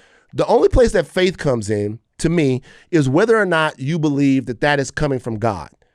Because I certainly believe that men could sit around and go, watch out for someone like this. Watch out for somebody coming like this. There's no possible way to watch what Trump, Hegseth, and the rest of these people, they are mocking gods. They're mocking Allah. They're mocking the Christian God. They are rewriting and retelling stories and things to put themselves in those positions. And they're doing it to gain power and to make people rebuke the faith that they have, rebuke the morals that they have to go towards their morals. And that, I am sorry, is what that figure was supposed to do. That figure was supposed to laugh at God. That figure was supposed to mock God. That figure was supposed to make men angry and mean and subtract humanity from them. That figure was supposed to be someone that came along and was so incredibly destabilizing that the world couldn't recover. And when I look at Hegseth praying over people with something from fucking Pulp Fiction, which I love as a movie, but in no way, shape, or form, in any way should anybody have their head bowed as Jules's fucking narrative before he executes two people in a Hollywood apartment is read? Like, that's nuts. It's nuts. And when you go back and look at the shit that I learned in churches and it was partied to, that is what they told me to watch out for. Yeah, they did. I'm being for real. I'm not preaching to nobody, but that's the thing more than any of the rest of this stuff that they said, hey, somebody's going to come along and do that and make a mockery of it and make it seem silly and make it less important. But more importantly, use it to go and shed blood and spread evil across everywhere. I'm sorry, man. I still got too much Christian boy in it, not for me to be like, y'all see what the fuck is happening? He think he Jesus and his apostles think that they can take shit from the movies that they like and read it over people. It was motherfuckers in that bitch bowing their head for Jules Whitfield. Like, what the shit is happening? I was looking up the biblical signs of the Antichrist. I've all like people have said this before about Trump. I was looking up the signs, and you can make an argument for every single one of them. Every single one of them. But I was particularly looking at the 666 of it all, which, of course, they say 666 doesn't necessarily mean the actual number. It could mean something else. But then I was like, oh, wait, his birthday's in June. That's a 6. What's the date? What's the year? Only 2 6s. I thought we had him. It's tough. Before we go, I just want to say, y'all leave Tamera Mowry alone. Oh, shit. I just have to say this. See? This is, y'all know I love Threads. And for a couple of reasons. One, I missed the beginning of Twitter. I was never a part of that conversation to see it start. I joined it 8 years after it was in, and by then it was done. I'm at the start of Threads. I love the conversation. I love talking to people I don't know. I love seeing the think pieces that come out. And one of the things I'd always say is it feels very positive. It feels like the anti-Twitter. They have turned Threads into Twitter. The way they have attacked, Tamera Mowry gets on Threads and she says, hey guys, I'm new here. They unleashed the beast, to use another anti-biblical Christ term. They ripped her to shreds about her husband, his beliefs, things that she said, the fact that BET wished Tia a happy birthday and not Tamera, things she said on The Real, like all this stuff. And they bullied her off. Now, I do believe she is back on, and her husband got on there and said some stuff as well. But like, you don't have to agree with Tamera or her husband to, and like, you could just walk away. Right? I don't agree with some of these, with not some of them. I don't agree with anything her husband says. And I'm not going to go off and attack him. I see what you're making bigger to read out. I'm not going to read it. I'm just saying this nigga wild. Tamera, it is a choice for Tamera. He used to work for Fox. He used to be an agent. I think he worked for Fox. But it is Tamera's choice if she married this man. But for her to get on there and y'all throw everything in her face, like, I go, hey, girl. That's what I wrote. She said, hey, welcome. I said, hey, girl. That's what I wrote on her post. People were like, oh, is this your friend? Why are you? I said, oh, my God. I can't say hey back. Like, we got to stop. Like, people are. And then what happens is the pile on, right? Mm-hmm. One person may have said, hey, what are your thoughts on this? Or may have brought it up. And then everybody piles on because they want to be cool. They want to say something funny. They're taking the low hanging fruit. Guys, you don't have to like her. Just keep scrolling. Right? But to bully somebody off social media for stuff that their husband did, or because, she's very religious and, she's not really outspoken on what she believes, but she's like guilty by association. It's like, I know it's not right. I was about to pose a question, but we got to go. Just my whole thing is leave her alone. Leave her alone. She says, hey, you don't like it, keep on scrolling. It's real shit. Like, and some of y'all just put your arms around her. But she didn't say these things. I'm going to let you have it because it's your birthday. Fine, whatever. Way to bring it full circle. I didn't ask for you to coddle her. I said keep scrolling. I agree, but that's nigga. fucking I'm funny. Fucking with you. That's funny. You know I agree. That's Leave funny. her alone. She a nice lady. Whatever. It's like stripper poles, cool. Ass and titties. It's a lot. But I do want to go to the show. That voice you hear is Rachel Lindsay. She's talking to Michael Tubbs about the fact that she wants to go back to Coachella yet again. We have Michael Tubbs joining us on Higher Learning, former mayor of Stockton, California, running for lieutenant governor. Thank you for joining us on Higher Learning. It's election season. You're the first lieutenant governor candidate that we've had on. I appreciate you. Thank you. Of course. This is home for you, brother. First of all, before I get into anything else, so many people know you politically. They know what you've done for Stockton. They know what you stand for. Talked about it. You were and continue to be a rising star in American politics. Before we get into any of that and your plans as lieutenant governor, what the fuck does a lieutenant governor do? That was going to be my first question. Okay. Before we get into any of that, like, you're running for this. Shout out to my man Garland Gilchrist up there in Michigan. He's a lieutenant governor for a long time. had conversations, meals with him. What does the lieutenant governor do? No, it's a question everyone asks, right? Yeah. Even when I told my family I was running, my family was like, but okay, is that like vice governor? Is that you're a lieutenant? You're going to the army? And in California, the lieutenant governor essentially sits on the UC, CSU, and community college boards. So when we think of sort of the higher education system, but also the land they own and the way that they can build housing for students and workers, the lieutenant governor can actually influence that. The lieutenant governor is also on the State Lands Commission, which is one of 3 people that determines how we use our public lands, whether it's protecting our coastlines from offshore drilling, or whether it's figuring out which of our state lands can be used for renewable energy, or again, to build more housing. The lieutenant governor is one of 3 people that decides if that commission allows that to happen. The lieutenant governor is also the acting governor when the governor is gone, or if the governor has to resign, or for whatever reason, if the governor is not able to be governor, the lieutenant governor immediately has to step in and be governor. And then lastly, the lieutenant governor is just a huge bully pulpit. California is like 40 million people. And the lieutenant governor, you run separately from the governor. So you're out making your case to 40 million people, building your coalition, building your team of support. So you just have an incredible groundswell of folks that you're in relationship with to actually put things on the ballot. So for example, when Gavin Newsom was lieutenant governor, he pushed for marijuana legalization as lieutenant governor and put it on the ballot, which is why California became the first state to legalize marijuana. So there's a room for creativity and things like that as well in the job. Okay, so it's kind of like vice president to the president. Is that like, because I guess the way you, like a vice governor. It's like vice president. I think the only difference is that you don't run with the governor, though. Okay. That's the only difference. So then I guess my question would be, you talked about what Gavin Newsom did when he was lieutenant governor. So do you have the opportunity to make policy or influence policy, and how closely do you work with the governor? I know you said y'all do things separately, but how aligned do you have to be? Yeah, well, ideally, I'll be sort of glove in hand with the next governor, because there's so much that's to be done in California. But even if that's not the case, as lieutenant governor, you could partner with the legislator to introduce legislation.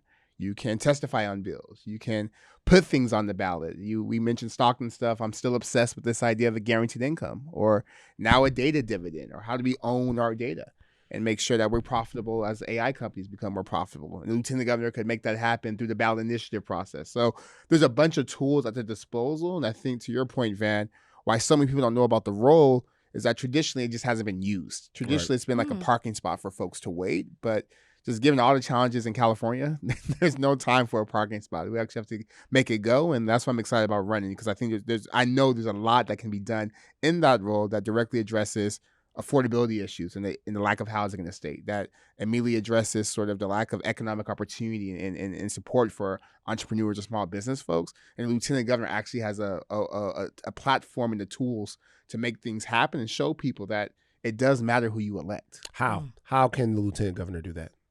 So as a region on the UC, CSU, and community college board, you're able to put things before the board to do things like build more housing for students and workers. The UC, CSU, community college systems also spend billions of dollars.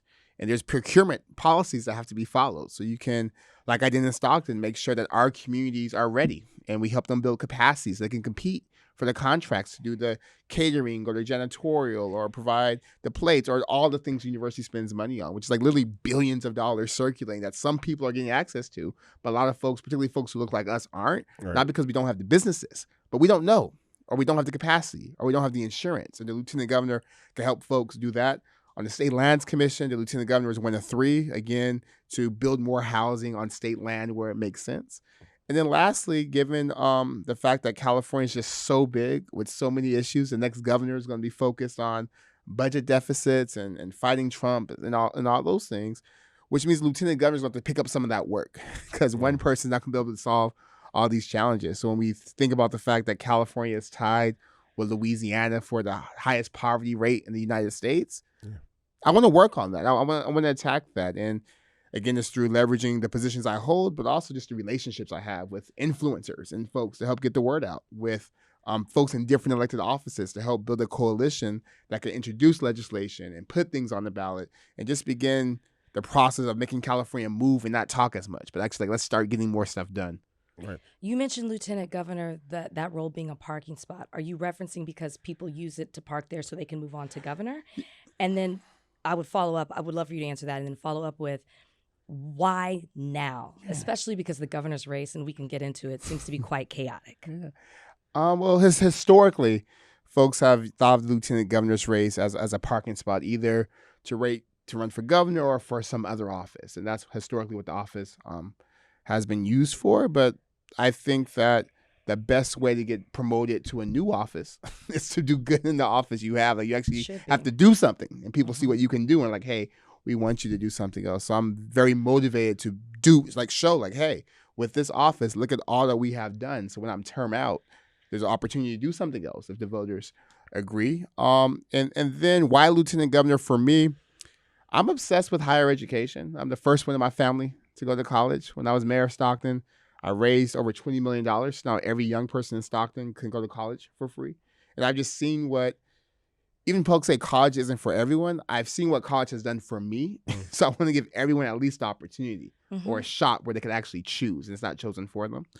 So that I think that much like the role of mayor of Stockton, there's so much that's been underutilized, and it's not the fault of the position. It's the person in the position.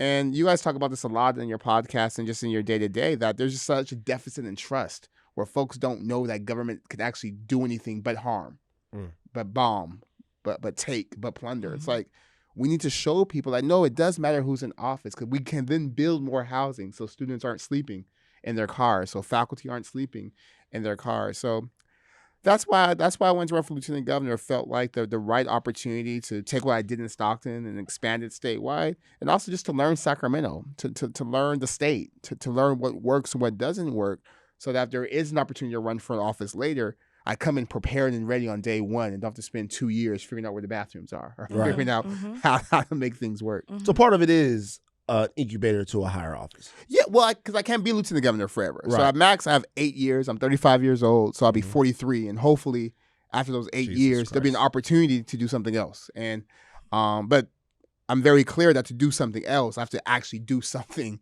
with this job, particularly because folks are tired. Folks are stressed. Folks are leaving. People talk about people leaving the state. Yeah. But if you look at the data, the people leaving the state aren't just billionaires. They're people making $80K, $70K, teachers, nurses, Uber drivers. And they're going to red states where they can afford to buy a house. They're going to Texas. They're going to Florida. They're going to Georgia. And I think that if California doesn't deliver in the next 8 years, our state's going to look very different politically, because folks are going to say, well, look, we keep voting for the same thing and the same promises, but nothing's changing but just the cost of living, and I can't afford. So I am clear-eyed and motivated to actually get stuff done and know that it's going to take, like I did in Stockton, making people mad. Everyone agrees in California about what the problems are. The fact that the cost of living is too high, people can't afford homes. But no one seems to agree about what the solutions are. What are the solutions? Yeah, I'm a nerd, so I like data guide my solutions. And we know for housing that it's multi-leveled, but the first one is supply. We just don't have enough housing, and we don't have enough housing in California because we allow NIMBYs and sort of local jurisdictions. Tell people what a NIMBY is. Oh, NIMBY is a not in my backyard. So it's those people on Nextdoor and on Facebook, anytime there's an apartment or anytime anything is done to build, it's like, no, we can't do it. Right. So it's that. And it's interesting because every city has to produce a report called a housing element, where they say, this is how many houses we need for our city. Yet very few cities meet the goal they say they need to make on their housing element. So I think we have to be more aggressive with cities that aren't meeting their own goals and say, well, look, if you're not meeting your housing goals, you don't get funding for housing. You don't get funding for homelessness. You don't get incentives in all these state programs. So number one, we just have to build more. Number two, part of the issue is like permit and regulatory. Like it just takes too long to pull a permit. There's all these CEQA things you have to go through, et cetera. And that's why this last session, I was the expert witness on the two most controversial bills on the housing. One was to allow for transit-oriented development. So like if you are on like near the metro lines or near other public transit zones, that you're able just to build multi-level, multi-family housing.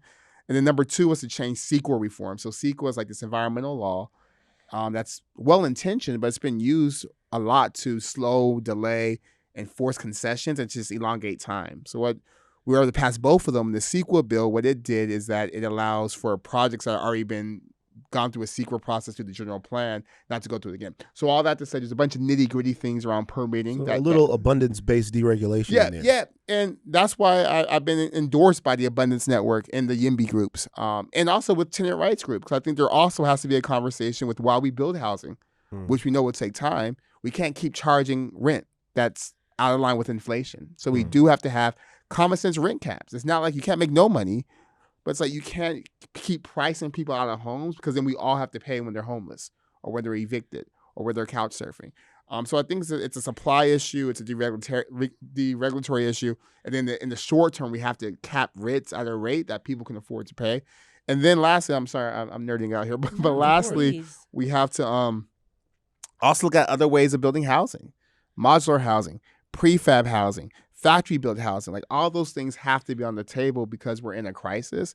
But the biggest thing is we have to just have a real commitment to building. And again, to build, you're going to have to get a conversation with the environmentalists, with the YIMBYs, with the NIMBYs, with the building trades, with the carpenters, and understand we're not all going to agree on every single thing, but we do all agree on the need to build housing. But I argue it takes leadership to force the question, to force an answer, to force a conflict necessary to build. And I think I'm well positioned to do it because we have the support of Cal environmental voters, the environmentalists. We have support of the abundance folks. We have support of the YIMBYs. We have the support of the Working Families Party and ACE Action and the tenant rights group. So we have the support of all the people around the table. And it's going to be my job to say, like, look, y'all, we have to build. And we have to build now. We have to build fast. And in doing so, we'll actually all be better positioned to fight for the other things we need to fight for. Everything you're saying sounds great. And if you live in California, I think why people get frustrated, and I know you're aware of this, it just feels like we've been talking about housing forever, and everyone runs on housing in all the offices within the state, and it just seems like nothing really happens. Yeah. So what's one fix that's actually realistic and not just a talking point that people run on? Well, let me, because I think the best way to prove it, because in California everyone does talk, is just like receipts. So when I was mayor of Stockton, I ended the golf course subsidy of $1 million, pissed off all the golfers I didn't know Stockton had, to use that money to create an affordable housing trust, create a lot of controversy.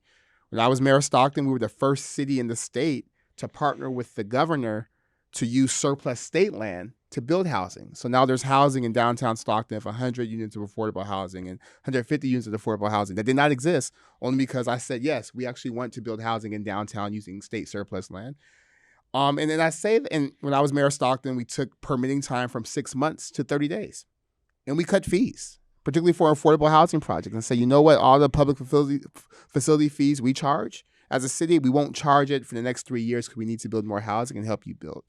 I brought the building trades and developers together to figure out sort of how do we come to an agreement to build an agreement around labor standards so we don't have to do this per project. So I have like receipts, and this is before everybody's talking about housing. It's like 2018. And to answer your question, one quick fix besides the work we did in the legislature last year is to just build housing on the land the state owns, because so much of it is a push and pull with local jurisdictions, local city councils, local planning departments. But for the land the state of California owns, the land that we control the permitting on, the land we control the lease on, whether it's university land, whether it's state lands, etc., we should be building housing on it. So that's one policy fix that can be done today.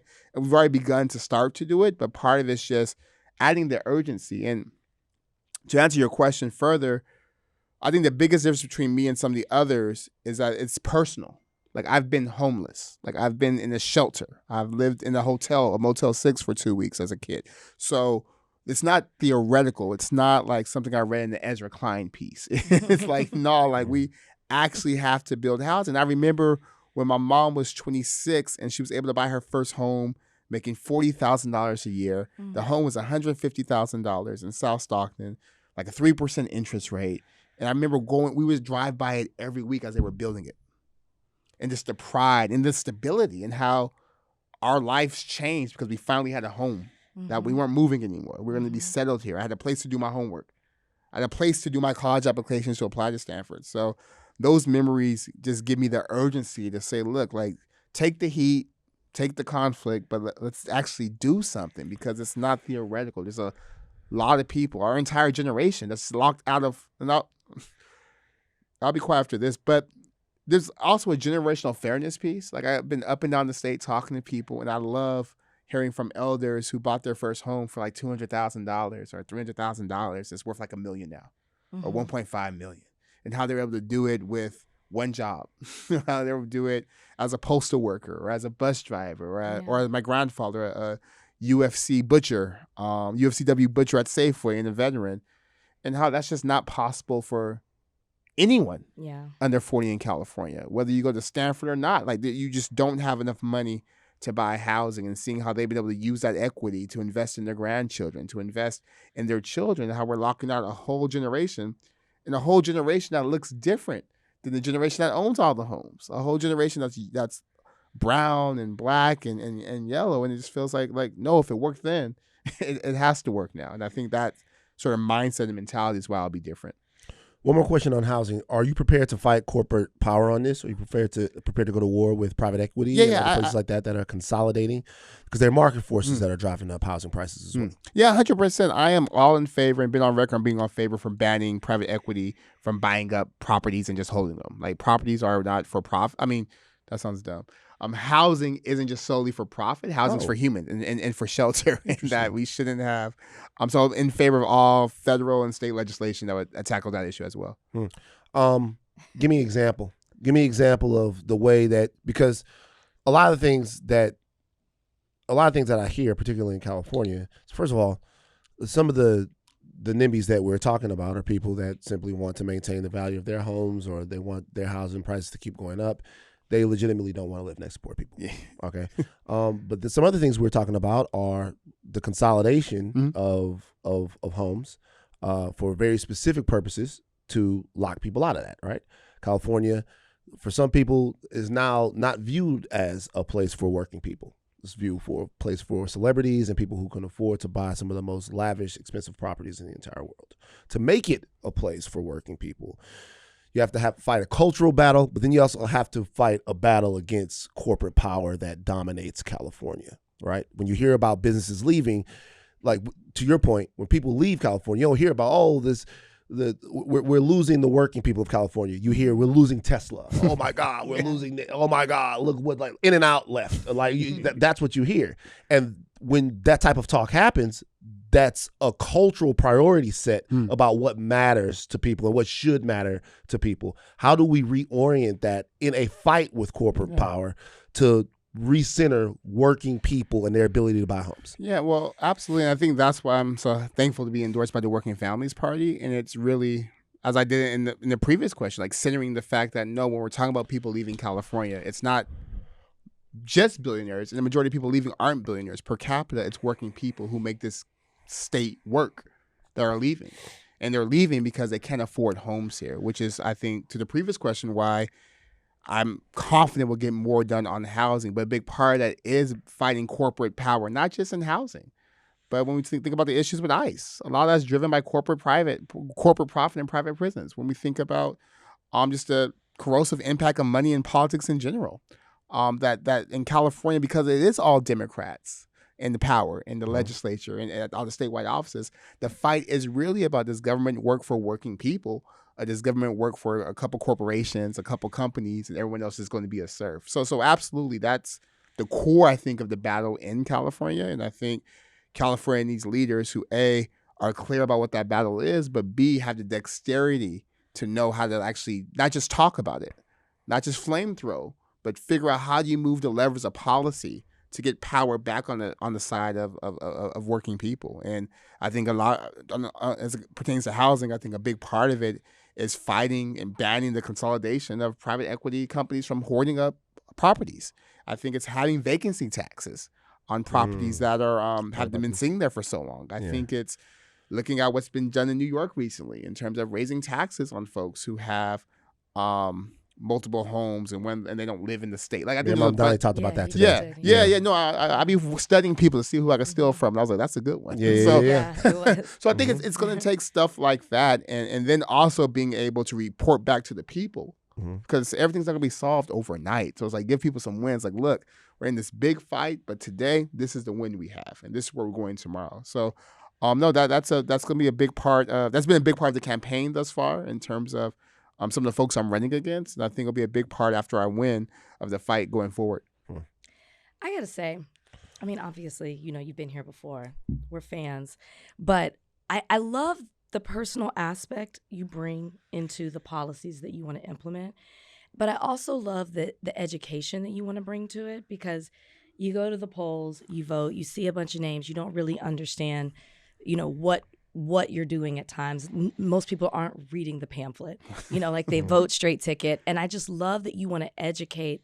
And like the first question we have, what do you do? That you want people to understand what can be done. I just want to say, I love that so much.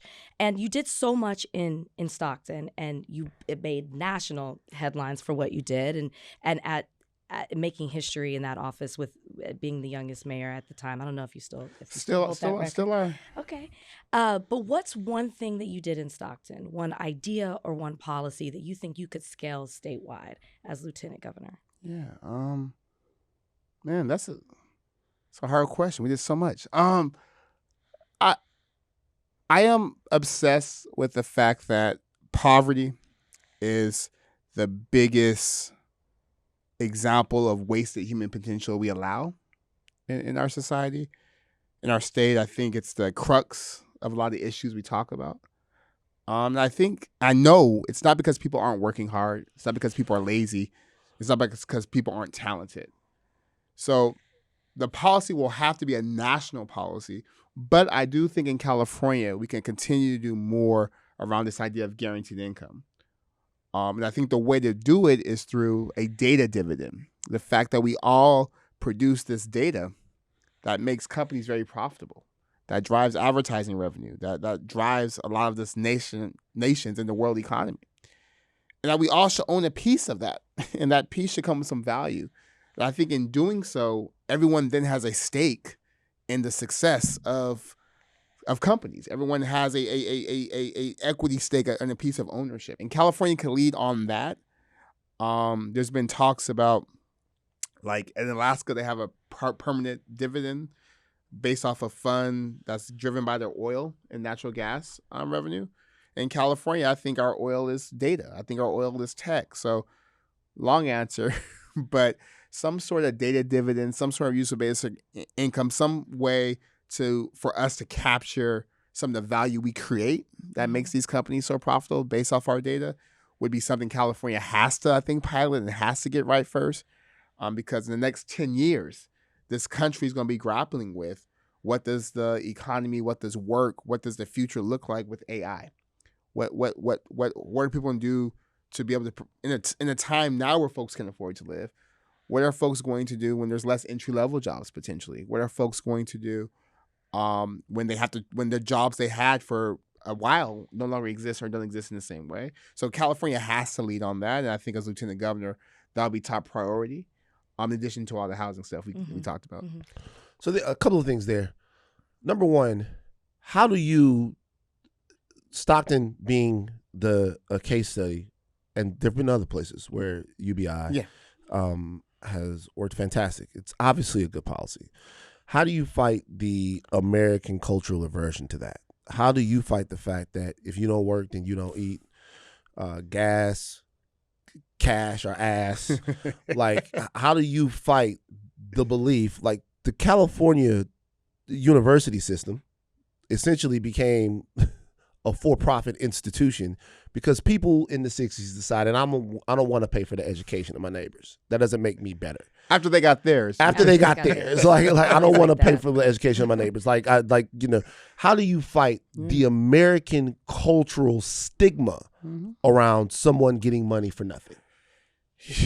Man, supposed to be punchy in these answers, but these are long, good questions that require. Nigga, it's your interview. But they require thought. They require thoughtful answers. Go for it. Yeah. Well, I believe that part of the work is that it's a big narrative fight, and it has to be like an actual cultural strategy in addition to a political one. And what that means is, when I started the Guaranteed Income Program in Stockton, I foolishly thought that, of course, people have questions. It hasn't been done yet. But once we have data, I ain't got to argue no more. Because, like, the data. Yeah. Now we've replicated that same. I have a website called guaranteedincomworks.com where we have 30 studies of pilots across this country of different size, durations, that show the same things, that it actually works, it helps people. Yet there's still the same conversation. And I think part of it is educating people that the issue isn't that people aren't working. We actually have a whole term for it in our language. We talk about the working poor all the time, right? The working homeless. But it's like, where are they working for if they can't afford things? So we have to put to bed that rest. Number two, the largest group of people who don't work in our society that are poor are children, because we still have child labor laws, at least in some states, and that's a good thing. So I think it's getting people to reframe. Number three, and going around the country at different communities who've done guaranteed income, part of it is that there's this belief that they get everything and no one sees me. And I'm struggling, and I don't qualify for anything, but they get everything, whoever they is. So it's getting people to see how this is a program for them, because folks are selfish. It's like, it's not about helping your neighbor. It's about helping you and your family and your kids. And as we saw during the pandemic, 90% of families got those child tax credit checks, people making $0 and people making up to $150,000. And everyone was happy. No one gave their checks back. No one burned their checks. People were like storming the Capitol. Yeah, everyone was cool with their little checks. So I think it's showing making arguments to people that are very selfish. Like, it's about you, your family, that cost you can't, and the fact that you can't afford things. And I also believe, given where projections are the economy will go in the next 10 to 20 years with artificial intelligence, that more people are open to the idea, like, hey, I might need a floor. I might need a cushion. I might need something, given all the disruptions that are going to happen. But it's a constant fight. But I think it's the same fight when we talk about healthcare. I think it's the same fight when we talk about the right of women to choose. It's the same fight when we talk about immigration and ICE. It's the same fight when we talk about criminal justice reform. Like, in this country, we continue to have a battle about who the government should work for and whether non-white men are fully human. And I think the job of leadership is to have that fight every single day and to push policies that help everyone, including white men, just not exclusively for white men, which I think is the rub that we have to fight. You mentioned a little bit earlier that you have 8 years in this office, and if things don't change, if in 8 years people are going to say, well, why am I voting for the same thing, and nothing's changing? Is that what you see happening right now with the governor's race in California, as it feels very wide open, very chaotic? I would love for you to comment on that. And then also, like, what kind of governor do you think California needs? And do you see that person in the race? Yeah, I'll answer the last question first. Like, California has like an embarrassment of riches. It's the fourth largest economy in the world. It has culture, agriculture, technology, sports, like everything in the world is in California. We have the natural resources, the beaches. We have, like, it's no excuse for us to be tied with Louisiana for the highest poverty rate. No excuse for us to not be affordable. Stop speaking on us. Huh? No shade to Louisiana, but California, we position ourselves that we're so enlightened, that we're all democratic, and we're having the same outcomes as Louisiana. And, like, at least Louisiana's not trying to say helping everyody. You know what I'm saying? I was wondering when it was going to hit him. That's the second time you said it. It's the truth. Also, it makes no sense that other states, including states like Mississippi and Alabama, are doing better than us in terms of student gains in reading post-COVID. And it's really a leadership issue. So I think the next governor of California has to be, like, laser focused on solving California problems. And I tell people all the time that, yes, Donald Trump's a problem. He's bad. We should fight him and resist him. But Donald Trump didn't cause California's issues. So we can't just fight Donald Trump. Our whole identity can't be we're anti-Trump. Like, what are we for? The next governor has to be for a California that works for working people, a California that does what it says it's going to do. So if we raise $24 billion on homelessness, we should be able to track how that $24 billion on homelessness was spent. I think the next governor has to be willing to take some risks, to get in some fights, but not just fights against Donald Trump, but the fights we have to have in California are with each other. It's with like, we got to build this housing. So we have to get this project over the line. Like, we have to get it done. And then I think the next governor has to have the ability to see all of California. I live in LA now, but I'm from Stockton. I'm from the Central Valley, and folks in that part of the state, which is one of the few parts of the state that's actually still somewhat affordable, the only parts of the states where population is growing, the youngest parts of the state, needs a governor that knows that they're just as important as Oakland, as San Francisco, as Los Angeles. And I think there's a lot of options in the governor's race for sure.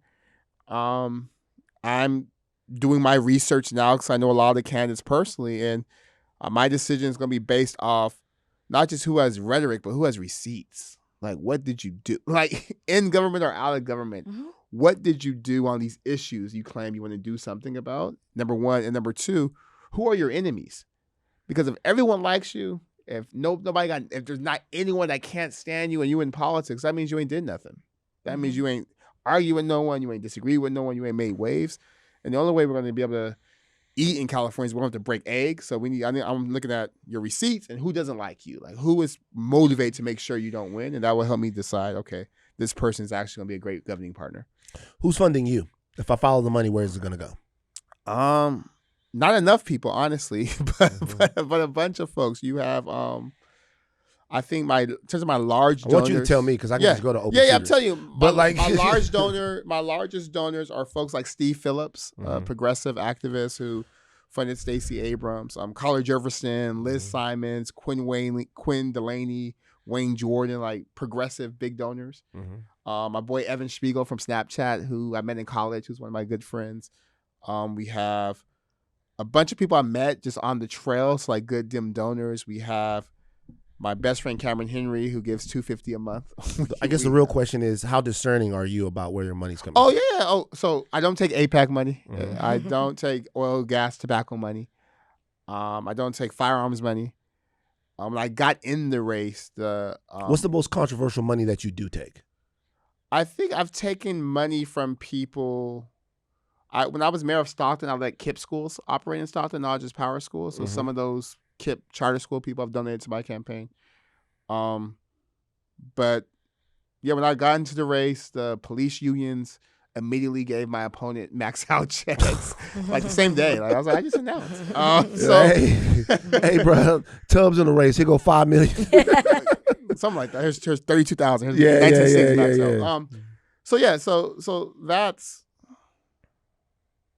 the most controversial folks who've given me money are probably the folks who support kids having options for good schools in communities maybe where they don't have many, which I don't think is a bad thing. Right. I mean, school choice, we can go down a whole rabbit hole on that, but you don't want to talk to a Marxist about that.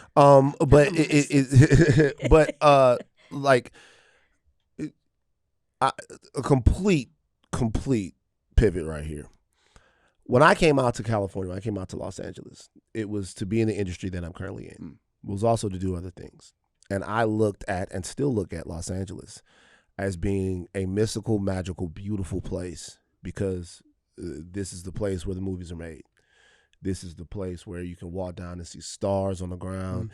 This is the place to where you can go into a coffee shop on the west side or anywhere and you can see somebody saying interior coffee shop. Right? Now, with all of the amazing, beautiful people I know that really make this city what it is, that make LA particularly what it is, that make California what it is, and none of those people are in those coffee shops. They're in places in South Los Angeles and South Central Los Angeles, East Los Angeles, all of those places like that. But a core tenet of this town to me is the fact that magic and movies are made here, and they're not as much as they used to be. Is it important to you, and should it be important to make sure that we can make magic in California, in Los Angeles in the future? Because it's bleeding the town and a lot of people are being affected. No, 100%. And as an Angelino, I get this a lot when I'm doing house parties or in interviews and just interacting with people who are part of the industry, whether they're on set or design or maintenance. I'm talking grips, lighting. I'm talking set dressing. I'm not talking about people I'm talking about people, workers, people. And I've learned so much about how the fact that the environment in California oftentimes doesn't make it pencil out. So folks are having to go to Australia or having to go to Louisiana. My good friend was Mayor of Shreveport, Adrian Perkins, who did some things with 50 Cent, and so I get it, to Louisiana and to other places in this country, to the other LA, to that's your comms guy right here. the other LA, because they're able to afford to do that. So no, I think the lieutenant governor, particularly being I'm the only person in my race, and maybe if the governor's right, most of the governor's people are from LA or Orange County, I'll be potentially will be the only person in the lieutenant governor or governor's seat from LA who sleeps in LA, who has family in LA. So a big part of that job will be championing LA and LA issues. So absolutely, I've actually been working with the state's Go Biz office now about figuring out what's the incentive structure, where the fee, like what can we do to make it a give us a fighting chance that the magic can still be made in LA. So I'm looking forward to working with the mayor and with the governor to figure out what are the tools we have at our disposal, what are the things we can do to just make it possible for magic to be made in LA, because I think that's important. And I will also add to that, I was talking with one of my other friends who's an actor, and he was telling me that he's so glad he came to LA 20 years ago and not now, because if he's coming up, he said there's no way for a starving artist to become an artist in LA. You're just going to stay starving. Yeah. Because you can't afford housing. You can't afford to eat. You can't afford anything. He talked about how he was able to work at Target for 30 hours a week and was able to get health care through that. And that allowed him to still go to go-sees and still do interviews. And he talked about how he laments that we're probably missing out on the next generation of cultural shapers, next generations of podcast hosts and thought leaders, because they just can't afford to come here and be part of the magic, because now the magic is too expensive. So I also think, in addition to the Hollywood incentives and things, is making sure that those folks who do those jobs can also afford to live in LA and live comfortably in LA, and at least have a roof over their head and enough money to get something to eat and be able to afford their health care. As voters, are we overestimating what the government can do or underestimating it? Both. And I say both because we overestimate, I think, in the time. Like, the way our government is structured with federalism and the different levels of government, you have city government and county government and state government and all of these boards and commissions, that there's no magical ruler. There's no Moses. There's no Messiah or king or queen that's going to come and clean up all this mess. You didn't see the picture? You're not wrong. You're wrong about that. I clearly saw a picture. He was a doctor, he said. No, I clearly saw a picture. Don't tell me what I saw. I clearly saw a photograph of Jesus. He's in Washington. He said he was being a doctor. That's what the president said. Did you see what Iran posted back? Yes. I saw. Yes. Yeah. Anyway, I was like, okay, their social media team's not playing. But what was the question? The question was, are they voters overestimating under? And you said both. So I think overestimating in that it takes time and it takes sort of a coordinated effort amongst different branches of government. But I think underestimating, because my team gets tired of me saying this, but the inability to do everything is not an excuse to do nothing. I think oftentimes we let our elected officials get away with not doing anything, but just talking to us and making us feel good and going to the chicken dinners and doing the wobble at the Juneteenth bar and the stuff like that. But it's okay, like, you can't do everything, but what did you actually do? And I do think part of it's what you said earlier, is about education. It's about knowing what's possible. But I think it's also this nihilism. I think just given, and I don't blame people, like just given the last decade, nationally and everywhere, folks are just like, doesn't matter. Like, my life has not gotten better. My life has gotten harder. But I think for me, the saving grace is that we've seen how much bad can happen in a short amount of time. We're in hella wars. Inflation is up. Gas is at a crazy level. Taking away healthcare. Like, just, I didn't even know we could be this bad. I'm like shocked at the speed of that. So I think we're underestimating the fact that we can do that much bad. We can do that much good as well. But I think it takes us having more of a willingness, again, not just to fight Donald Trump, which we have to do, but also fight our own leaders in terms of folks who say they're with us, folks who say they care about us, folks who say they see our communities and saying, okay, but what are you actually doing? Because And this is why I'm good at politics and this is why I'm bad at politics. But I'm very clear. Everyone can't be your friend. Everybody can't be, you serve everyone, but everyone can't be part of the team. That there's some people, because politics is about resources, it's about allocation, it's about power. There's some people that are going to be upset with how you choose to allocate resources, with how you choose, who you choose to prioritize, and how you use power. So if you cool with everybody, you're cool with nobody because you're not going to get anything done. And you serve everyone, you work in the best interest of people, but in doing so, you have to have folks who are like, this is not our guy, or this is not our girl. And I think we have to demand that clarity from our leaders. Like, who don't like you? Like, that's what I want to know. I heard you talk a little bit about AI. This is actually my last question. I am actually less convinced that AI will cause significant disruptions in the workforce moving forward, just because I'm not so sure that I'm completely convinced about the merit of the technology. Separate argument. What I do know, though, is that AI is economically destabilizing because of the resources that it takes up, that it harvests from a state, that it harvests from a people, that it harvests from communities. How, in a position of power in California, would you make sure that there are no overreaches in terms of data centers, in terms of state money, whatever, going to these massive AI companies so they can build out, do all kinds of stuff, use up tremendous amounts of water, resources, fuck the grid up, do all of that stuff so that they can play a Ponzi scheme game at the top of the economy for themselves? Yeah, no, absolutely. I think starts with just first principles, so like polluters pay. So just like an oil company, just like any company has an adverse impact on the environment, there should be reparations made. There should be a payment for that in like a regulatory environment that allows for consequences. Number two, I think we have to, one of my good friends is Justin Pearson in Memphis. And I've been watching the work he's been doing with the community around the adverse impact of data centers on the health of the Black folks who are not in Louisiana but in Tennessee. Okay, thank you. At this point, so I think in California we have to be just as vigilant.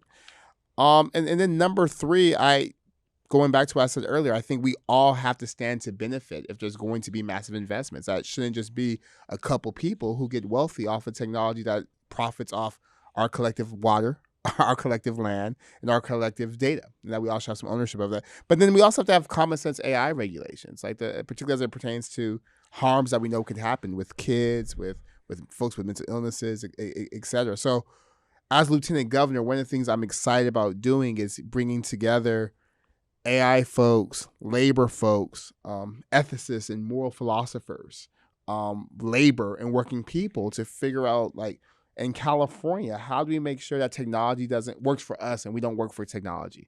How do we make sure that humans are centered in everything we do? And how do we make sure that we aren't, that we're balanced in our approach, that we're not sold this sack of dreams that never comes true, but we also don't leave on the table any of the good that can happen, even the ways that this technology can make life better. But I don't think it's just going to happen, to your point. I think it's going to take actual tough conversations. I think it's going to take actual rules. And it's going to have to take also a commitment to revisiting, because it's going to be iterative. With anything new, we don't have the answer right now. It's going to be a series of answers. And we'll have the question. But I think those answers have to be guided by foundational values that technology has to work for humans. Like, we do not work for technology. B, any harms to the environment have to be mitigated, and if they still happen, there has to be some sort of repayment or some sort of way to make everyone whole. And that three, there has to be some level of public ownership of it. Like, it's a massive, it's almost like a utility, if you will.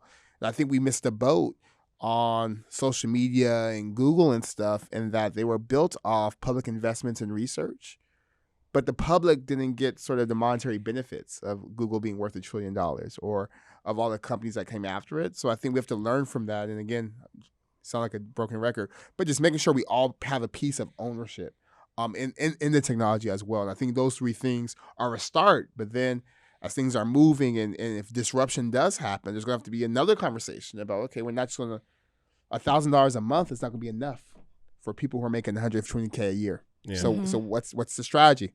What's the plan? How do you make sure these folks are made whole? So yeah, it's going to be a messy conversation, a needed conversation. But I would also say it has to be done right here in California, because the federal government for the next 2 years is not going to be able to do anything serious that's going to help all of us. So California actually has to be a leader, has to be out front, and has to really set the tone. And the fact that all these companies are headquartered here makes me excited that we can do that. Last question for me, and I want to end on an inspirational note. And I'm saying that because of how I'm about to ask this question. Okay, I'll do my best. You run for mayor. You make history. You do implement so many things that benefit Stockton, where you're from. And then you run for re-election and you lose that race. What did that loss teach you about voters that success didn't? Yeah, well, first of all, thank you for the question.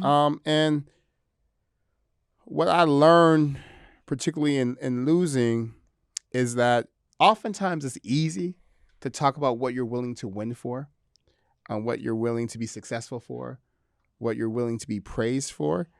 But a separate question is like, what are you willing to lose for?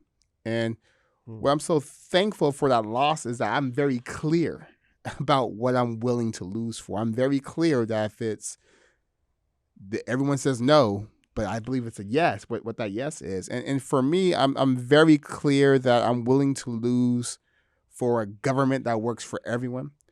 I'm willing to lose for this idea that in a country, in a state with so much, no one should have nothing. I'm willing to lose for this idea that white supremacy just has no place in a civilized society. I'm willing to lose for the idea that we should not have poverty. And I didn't have that clarity before because I always won.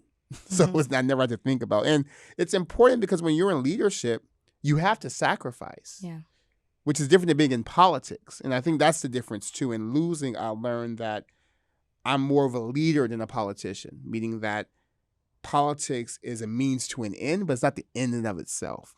And also what I learned from losing is that all the things I started in Stockton since I've lost have scaled more. When I lost, we were the only city doing guaranteed income.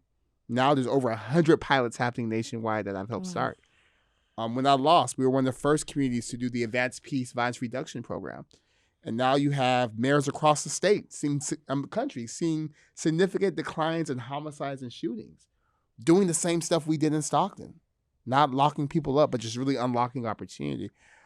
So I think the loss gave me the ability to recognize that I could take the worst that happens and come out stronger. And I think for the voters of California, that's important because the next 4 to 8 years will require a fighter. It's going to require someone who's fearless. But I'm not scared of losing. I lost, and my life got better. I got 3 kids, beautiful house in LA. I've done so many incredible things. I've met so many incredible people.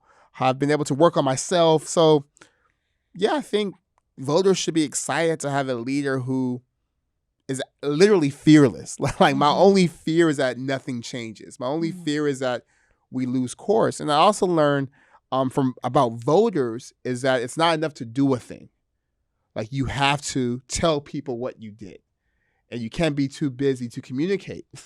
Because I'm just like tired. I'm like, it's COVID, it's Black Lives Matter, it's just a lot happening. I had my first child, so I didn't have time to pause and say, hey, y'all, this is all the stuff we doing. And this is why it matters. I was just like, we just gonna do it, they'll figure it out. I was like, no, you gotta connect the dots for people. And then lastly, I also learned that the status quo has a lot of friends. So when you're doing something to change it, you should expect backlash. And it sounds so basic, but I didn't know because when I ran for city council at 21, I was the top vote getter. I got 62% of the vote. When I ran for mayor, the first Black mayor in the city's history, youngest in this country, I won with 72% of the vote. So I had never and talking like I talk now, like I did not get elected and change. So I was shocked actually. I'm like, but wait, y'all voted for it. This is me. And I just learned that no, when you shake up the status quo and when you actually know how to use power to get things done and to do things that people thought was impossible, you have to anticipate that people are going to be mad and you have to build the reinforcements. And I didn't do that. I thought my work would speak for itself, but no, in this world, you got to speak for you. You got to have people speaking for you. You got to be speaking all the time. So I don't know if that was inspirational. No, that was fantastic. Be careful whispering your successes. Yeah, no, you got to. Because if you do, your failures will sound like screams. Yeah. So just, that's Get out here and tell these people what the fuck happened. Got you. That's what I'm doing. That's what I'm thinking for you. We're obviously going to plan a trip and get you down to Baton Rouge because there's something inside of your soul. No, New Orleans is my favorite city. He didn't say Baton Rouge. He didn't say Baton Rouge. I don't know, and I love LSU.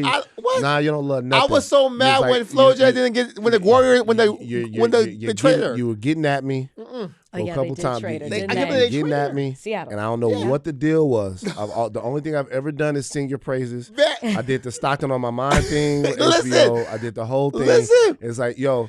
Hey man, we gotta make sure that we're not like the dumb niggas in Louisiana because if you guys heard about the water in Louisiana, we can't be tied with Louisiana. I'm like, what mic on right now? But let me tell you how much I love Louisiana. I want to hear it. I love charboiled oysters. Okay, yeah, okay. I love the culture. Yeah, there's some of my people like Adrian Perkins, the former mayor of Shreveport. Yeah. One of my best friends, my biggest mentor in life, Jan Barker Alexander.